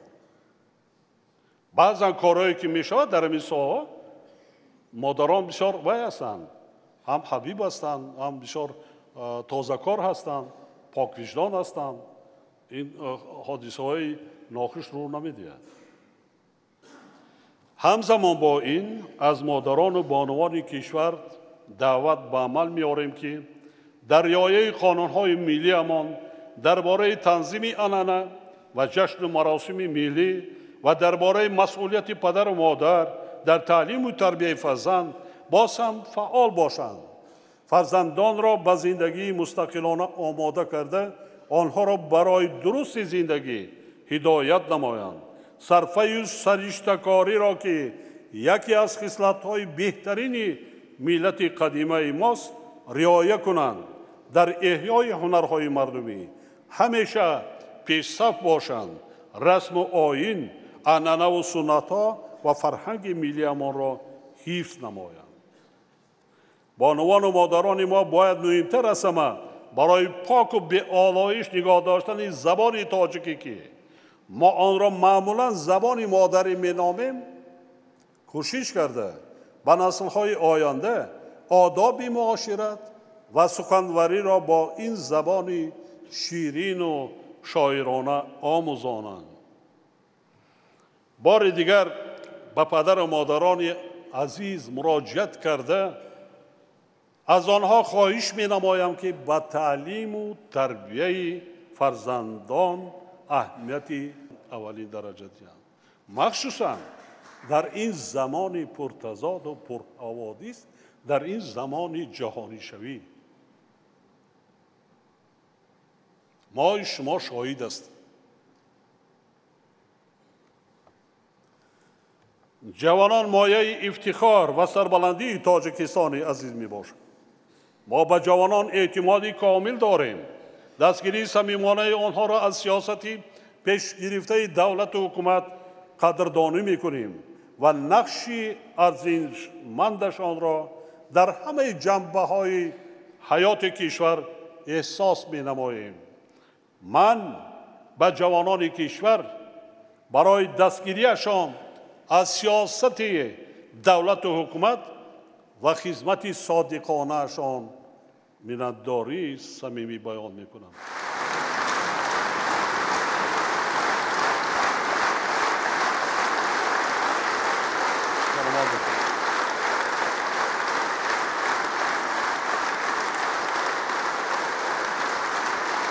سلامت باشید. سلامت باشید. امروز قسمی اساسی خدمتچیان حربی و مقامات حفظ حقوق را جوانان تشکیل می‌دهند. از 23,000 نفر بنیادکاران انشاءات عظیم عصر نیروهای برقی آبی راهون 40% جوانانی تا 30 ساله میباشند. حکومت تاجیکستان برای جوانان توسط آموزشگردانی ورزش، تبلیغ طرز حیات سالم و آماده سازی ورزشکاران کسبی از همه امکانیت‌ها استفاده می‌کند. تنها سال 2017 در شهر نایهای مملکت با مبلغ 175 میلیون سامانی 300 انشاءات ساحه ورزش ساخته به استفاده سپارده شد. امسال این روند سازنده وسعت تازه پیدا کرده 230 انشاءات نوبنیاد ورزش موردی بهره برداری قرار داده شدند. شماره عمومی انشاءات ورزشی در ظرف 10 سال آخر یعنی سالهای 2008 2018 به استفاده داده شده به زیاده از 9300 رسیده است. حس بلند ملی، خودشناسی و خودآگاهی، وطندوستی و وطن پرستی و صداقت جوانان ما به وطن، ملت و آب و خاک سرزمین اجدادی، گروی امنیت و آسایش جامعه، پیشرفت دولت و آبادی امروز و فردای تاجیکستان صاحب استقلال می باشد. در شرایط جهانی پرحوادث معاصر بسیار مهم است که جوانان ما مثل سالهای 90 عصر گذشته فریفته تبلیغات نیروهای افراطگرای دینی و بدخواهان ملت تاجیک نگردند. همیشه زیرک و هوشیار و برای حمایت منفعت‌های خلق تاجیک و دولت تاجیکان آماده باشند. حاضرین ارجمند، رشد منبعه جامعه تقاضا می‌نماید که با مقصد تنظیم همه‌جانبه مناسبت‌های جمعیتی قانون‌های عمل کننده منتظم تکمیل داده شد. چنین طرز تنظیم حقوقی امکان می‌دهد که مقامات حاکمیت اجرایی فعالیت خود را اساساً به اداره کنی دولت روانه سازند. از این رو با سوبیکت‌های حقوق ایجاد کننده از جمله وکیلان پارلمان ضرور است که صفت قانون‌های عمل کننده و با سطح رشد اقتصادی و اجتماعی کشور مطابق بودن آنها را منتظم تحلیل کرده لایحه سندهای معیار حقوقی با طلبات روز موافق را تهیه نمایند. طوری که معلوم است برابر داشتن سطح معرفتی حقوقی اهالی عامل اساسی اعمار دولت حقوق بنیاد جامعه شهروندی و تأمین نمودن ولایت قانون می باشد. بنابر با آخر رسیدن مهلت برنامه تعلیم و تربیت حقوقی شهروندان برای سالهای 2009-2019 ضرور میشمارم که برای 10 ساله میبعد برنامه نو تهیه و قبول کرده شد. پیشرفت منبعه جامعه و عملی نمودن مقصد و وظیفه‌های در پیش ایستاده کفالت همه‌جانبه عدالت سودی را طلب می‌کند. ضرور است که برنامه نوی اصلاحات سودی و حقوقی تهیه کرده در دایره آن ساختار و فعالیت مقامات سودی تکمیل داده شود و جهت بررسی با صفت و سریوقتی پرونده ها و اجرای سندهای قبول نموده مقامات سودی چاره‌های مشخص اندیشیده شد. با این مقصد سود انسانی، سود عالی، سود عالی اقتصادی، вазорати адлия ва хадамоти иҷро дар муҳлатҳои кӯтоҳтарин барномаи нави ислоҳоти судиву ҳуқуқиро барои солҳои 2019-2021 таҳия ва пешниҳод созад. дар паёмҳои қаблӣ ва дигар суханрониҳо ман андешаҳои худро доир ба афзоиши хатари терроризм ва экстремизм дар ҷаҳони муосир изҳор карда будам. шиддати ин хатару таҳдидҳои ҷаҳонӣ мутаассифона имрӯз ҳам паст нашудааст.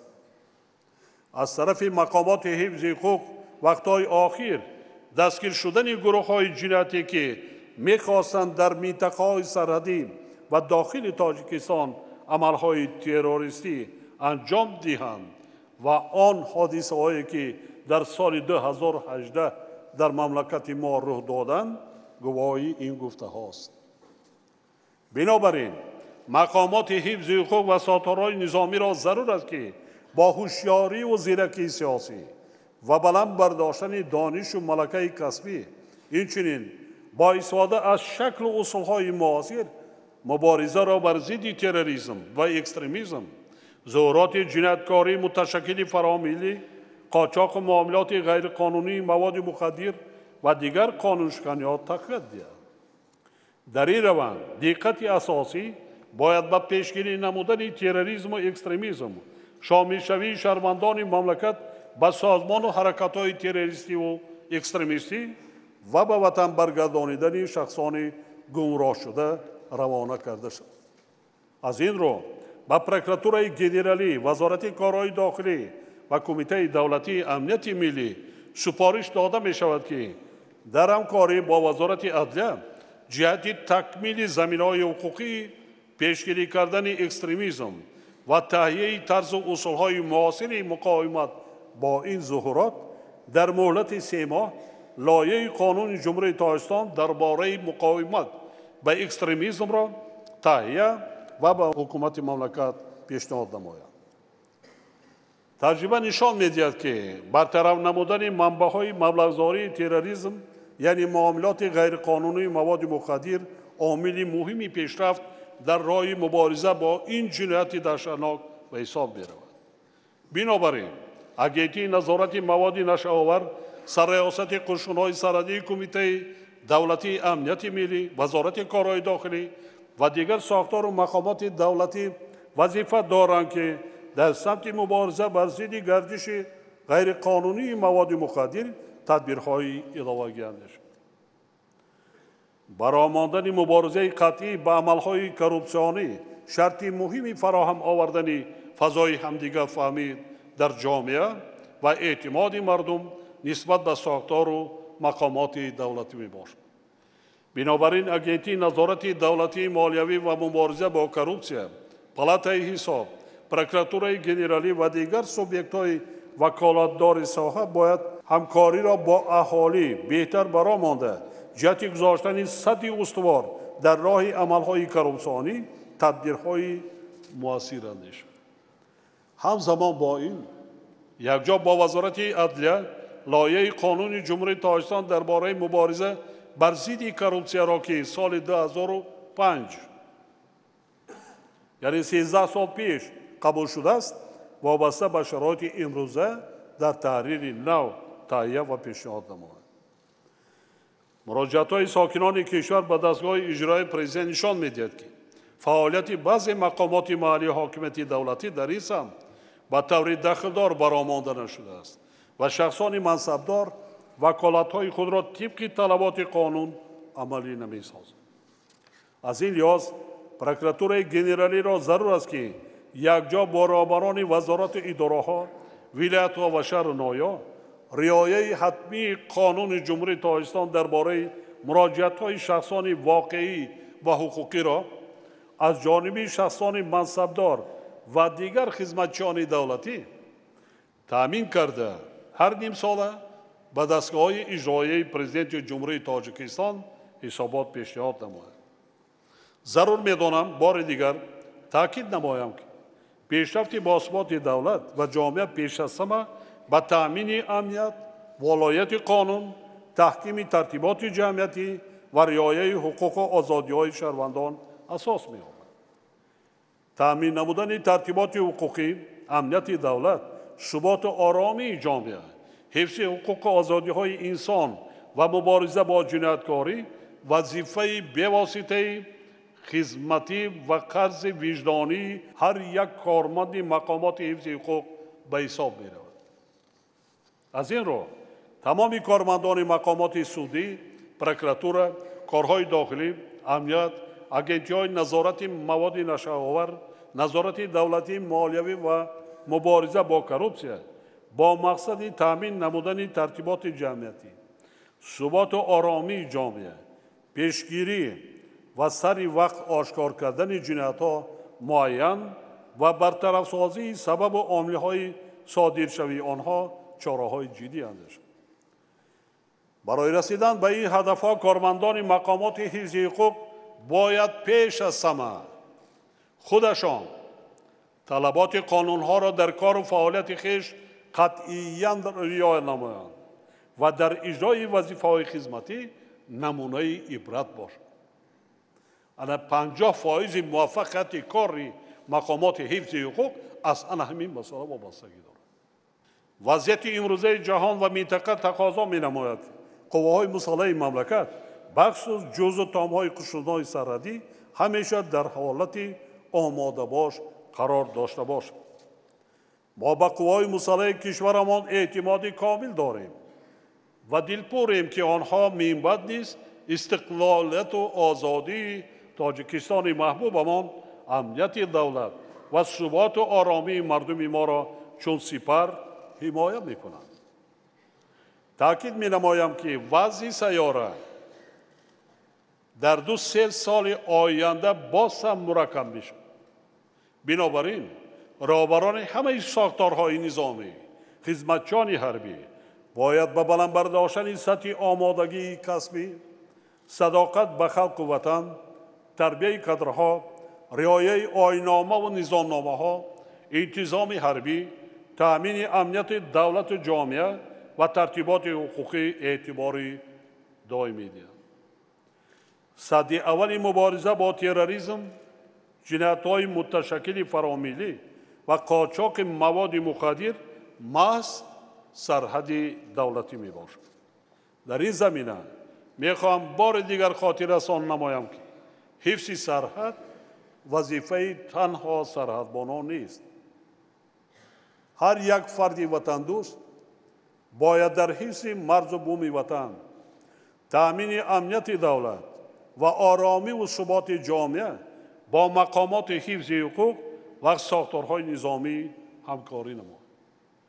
ҳукумати мамлакат ҷиҳати фароҳам овардани шароити мусоиди хизмат ба қувваҳои мусаллаҳ аз ҷумла қушунҳои сарҳадӣ тамоми чораҳои заруриро андешида истода аст. таи 5 соли охир барои ҷузу томҳои қушунҳои сарҳадӣ 170 иншооти нав сохта шудаанд. ин танҳо барои қушунҳои сарҳадӣ.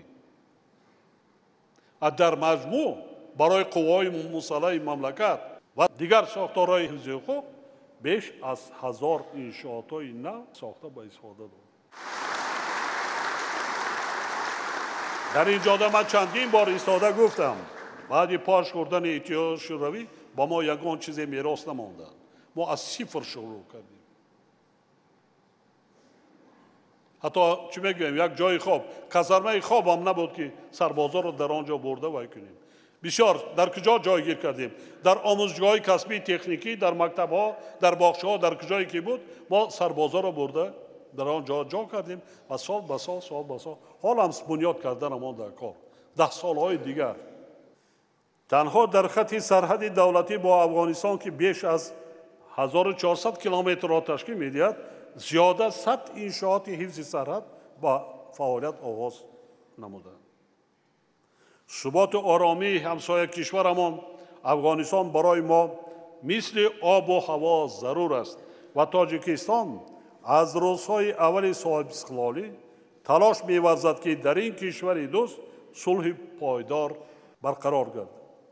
гузашта аз ин таи солҳои зиёд Тоҷикистон ҳамчун сипар на танҳо амнияти худ, балки бехатарии минтақа, кишварҳои пасошӯравӣ و اروپایی را از پنه‌شوی مواد مخدر، سلاح، تروریسم و اکستریمیسم و مهاجرت غیرقانونی تأمین کرده ایستاده است.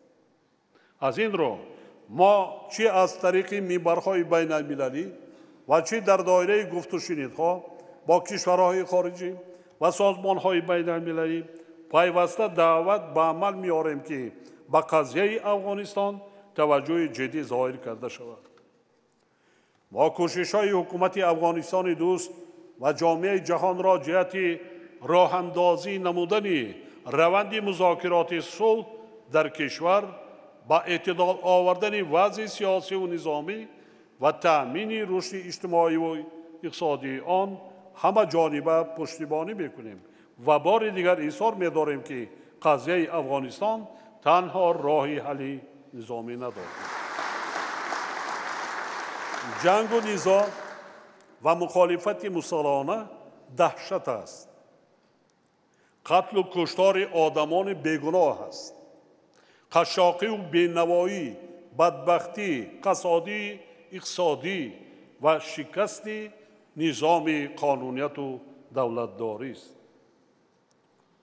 چنانه که ما شما شاهد هستیم، ما دهشت جنگ شهروندی سالهای 90 عصر گذشته را، جنگ شهروندی تحمیلی را که دشمنان ملت تاجیک به سر ما تحمیل کرده بودند هرگز فراموش نمی‌کنیم و با اطمینان اظهار می‌داریم که مردم ما دیگر به دام فریب دشمنان و بدخواهان ملت که تا هنوز از هدف‌های غرضناک خود دست نکشیدند گرفتار نمی‌شوند.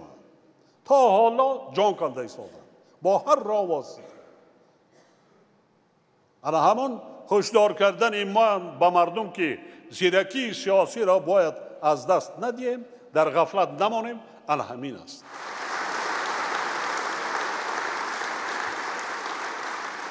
ما همیشه جانبدار صلح در سراسر جهان هستیم و خواهانیم که تمام مخالفت و نزاع‌ها در کدام منطقه یا کشوری که نباشند تنها با راه‌های آسایشته و مذاکرات حل و فصل کرده شد. حاضرین محترم، حمایه منفعت‌های ملی همچون هدف اساسی سیاست خارجی جمهوری تاجیکستان که هنوز در ابتدای استقلالیت دولتی در اساس اصول مناسبت‌های برابری و دوستی با تمام کشورهای جهان معین و پایه‌گذاری گردیده بود باقی می‌ماند.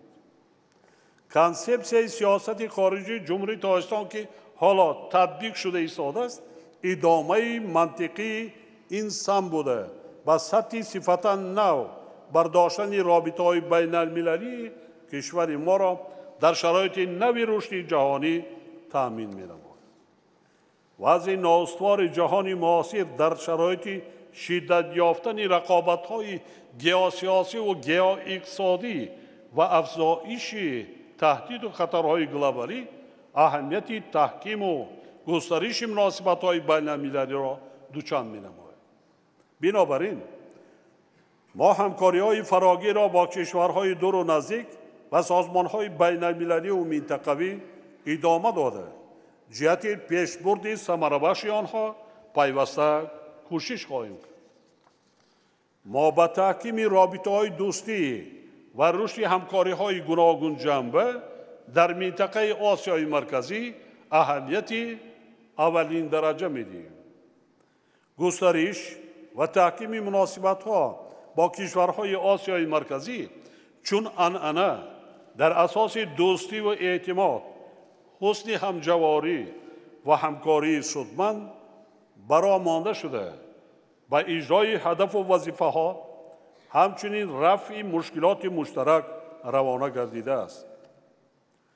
خرسندی بخش است که بعد به حیث پرزیدنت جمهوری ازبکستان انتخاب شدن محترم میرزا شوکت میرامونویچ در روند رشد شریکی گوناگون جنبه منطقوی تمایل‌های مثبت وسعت گرفته غایه آن مضمون و محتوای نوی عملی کسب می‌کند.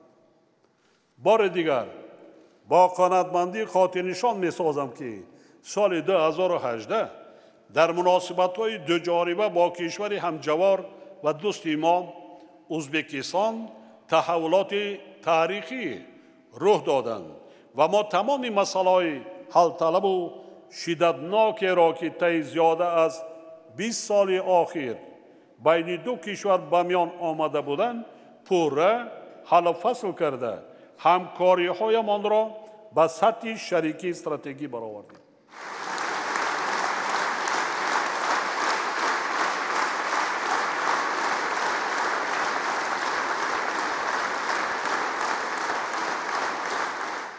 وزارت کارهای خارجی و دیگر ساختار و مقامات داخلدار کشور وظیفه‌دار کرده می‌شوند که جهت وسعت بخشیدن به همکاری‌های سازنده و درازمدت تاجیکستان با کشورهای منطقه و دیگر شریکان عنعنوی هدفمندانه چاره‌جویی نمایند.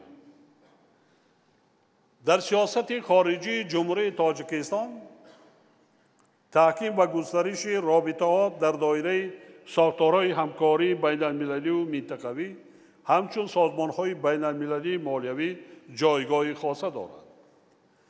چنانکه ذکر نمودم سال جاری تطبیق عملی تشبث چهارم جهانی ما دایر به مسائل آب 10 ساله بین المللی عمل آب برای رشد استوار سالهای 2018 2028 آغاز گردید که برای رسیدن به هدفهای رشد استوار مربوط به ذخیره‌های آب در همه سطح‌ها زمینه ضروری و وسیع فراهم می‌آورد.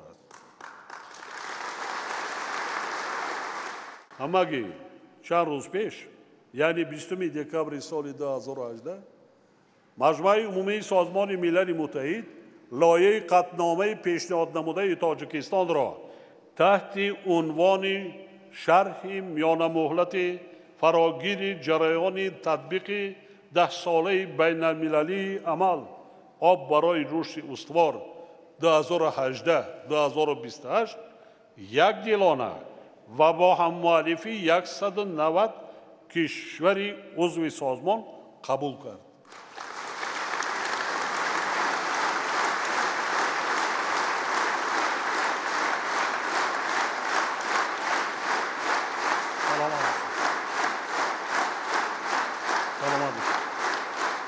من تبریکات منشی سازمان ملل متحد جناب گوتیرش را دایر به همین موضوع قبول کردم. با واسطه رسانه‌ها همه شما خبر دارید.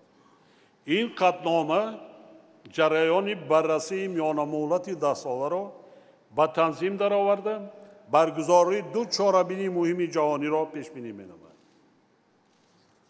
یکم برگزاری کنفرانس سازمان ملل متحد دایر به شرح میان مهلت فراگیر جریان تطبیق 10 ساله بین المللی عمل آب برای رشد استوار سالهای 2018 2028 از 22 تا 24 مارس سال 2023 و دوم جلسه سطح بلندی مجمع عمومی سازمان ملل متحد جهت مساعدت به تطبیق هدف و وظیفه‌های مربوط به ذخیره‌های آب در ماه مارس سال 2021.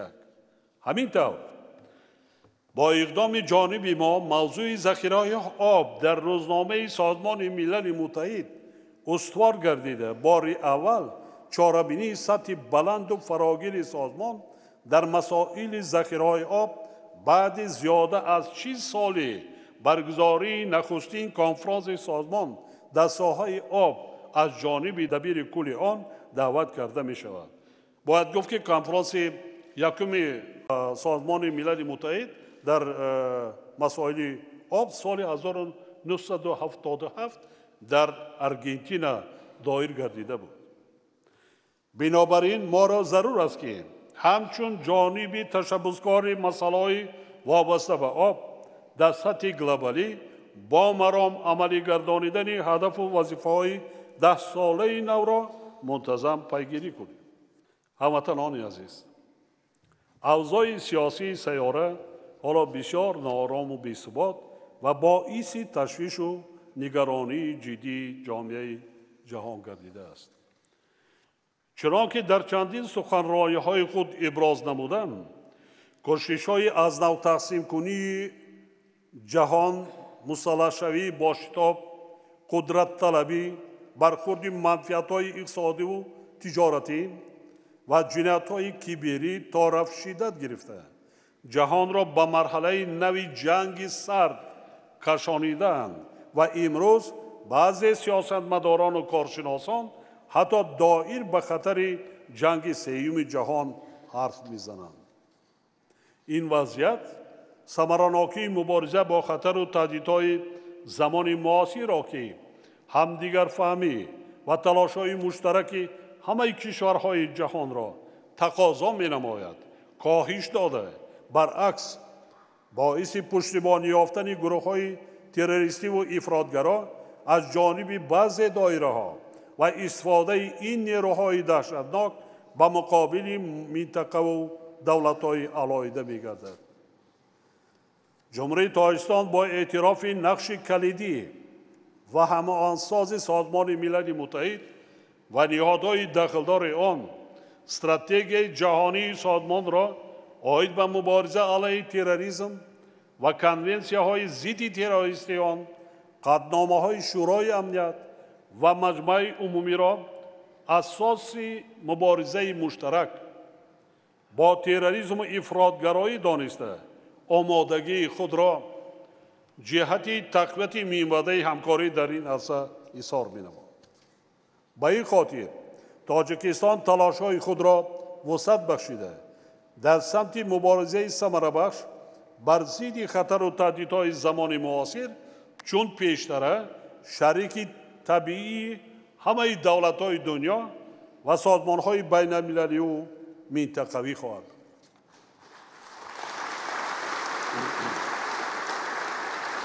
ҳамватанони азиз, муҳтарам аъзои Маҷлиси Миллӣ ва вакилони Маҷлиси намояндагон, пешрафту дастовардҳои иқтисодиву иҷтимоии кишвар дар солҳои охир камбудиву мушкилоти дар ҳаёти давлат ва ҷомеа, инчунин дар фаъолияти баъзе зинаҳои идоракунӣ ҷой дошта инҷо баён шуданд ва вазифаҳо барои бартараф намудани онҳо низ муайян гардидаанд. таъкид месозам ки танҳо саъю талоши софдилона, ҳисси масъулият дар назди халқу ватан ва иқдому ташаббусҳои созанда моро ба ҳадафҳои муайян намудаамон наздик мекунанд. бовар дорам ки мардуми шарифу сарбаланд, ватандӯсту ватанпарвар ва қавииродаву заҳматдӯсти мо аз уҳдаи бартараф кардани ҳама гуна мушкилот ва иҷрои амалҳои нек мебароянд. Тоҷикистони азизамонро босам ободу зебо ва пешрафта мегардонанд ва барои зиндагии арзандаи ҳар фарди ватан шароити мусоид фароҳам меорад. соли 2021 мо ҷашни бузурги 30-солагии истиқлолияти давлатии Тоҷикистони маҳбубамонро таҷлил мекунем. мо барои истиқболи шоистаи ин ҷашни муқаддасу мубораки миллӣ корҳои зиёди ободонаву созандагиро ба нақша гирифтаем. дар ин марҳалаи барои ояндаи кишварамон сарнавиштсоз ҳар яки мо аз роҳбари давлат, аъзои ҳукумат ва вакилони парламент сар карда то роҳбарони ҳамаи сохтору мақомоти давлатӣ, раисони вилоятҳо ва шаҳру ноҳияҳо ва хизматчони давлатӣ вазифа дорем ки як масъалаи муҳимро ҳамеша дар хотир дошта бошем. тибқи конститутсия халқ сарчашмаи ҳокимияти давлатӣ мебошад. яъне ҳокимият ба халқ тааллуқ дорад. бинобар ин ҳар яки мо роҳбарони тамоми сохтору мақомоти давлатӣ ва кулли хизматчони давлатӣ бояд ба халқ содиқона хизмат кунем, на халқ ба мо.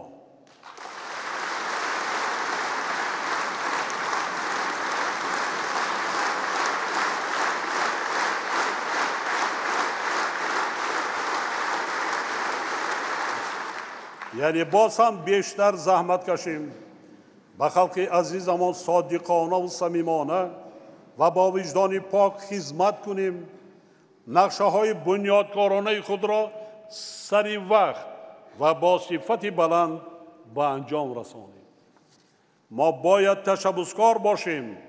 تمام کوشش و غیرت، دانش و ملکه و قابلیت تشکیلاتچگی خود را برای راهنمایی کردن مردم شریف تاجیکستان و هر یک فردی با ننگ ناموس جامعه به کارهای آبادانی سفربر نماییم. ما باید از استقلالیت و آزادی و صاحب وطنی و صاحب دولتی شکرانه کنیم. شکرانه وطن صاحب اختیار و محبوبمان را بجا آوریم. آن را صدقاً دوست داریم. با دولتی صاحب استقلالمان صادق باشیم. همه سعی و تلاش خود را به خاطر پیشرفته و نیرومند گردانیدن آن و در عرصه بین المللی باز هم بلند برداشتن نفوذ اعتبار تاجیکستانی عزیزمان روانه کنیم.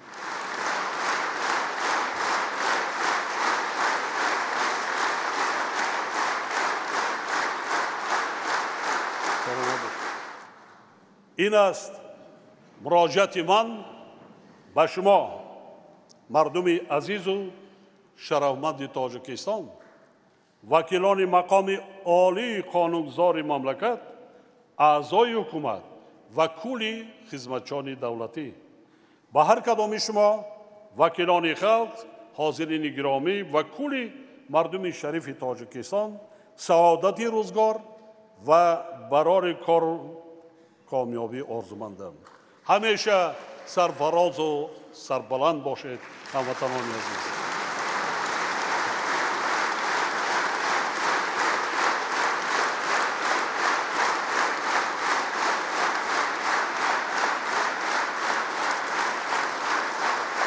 سلامت باشید. سلامت.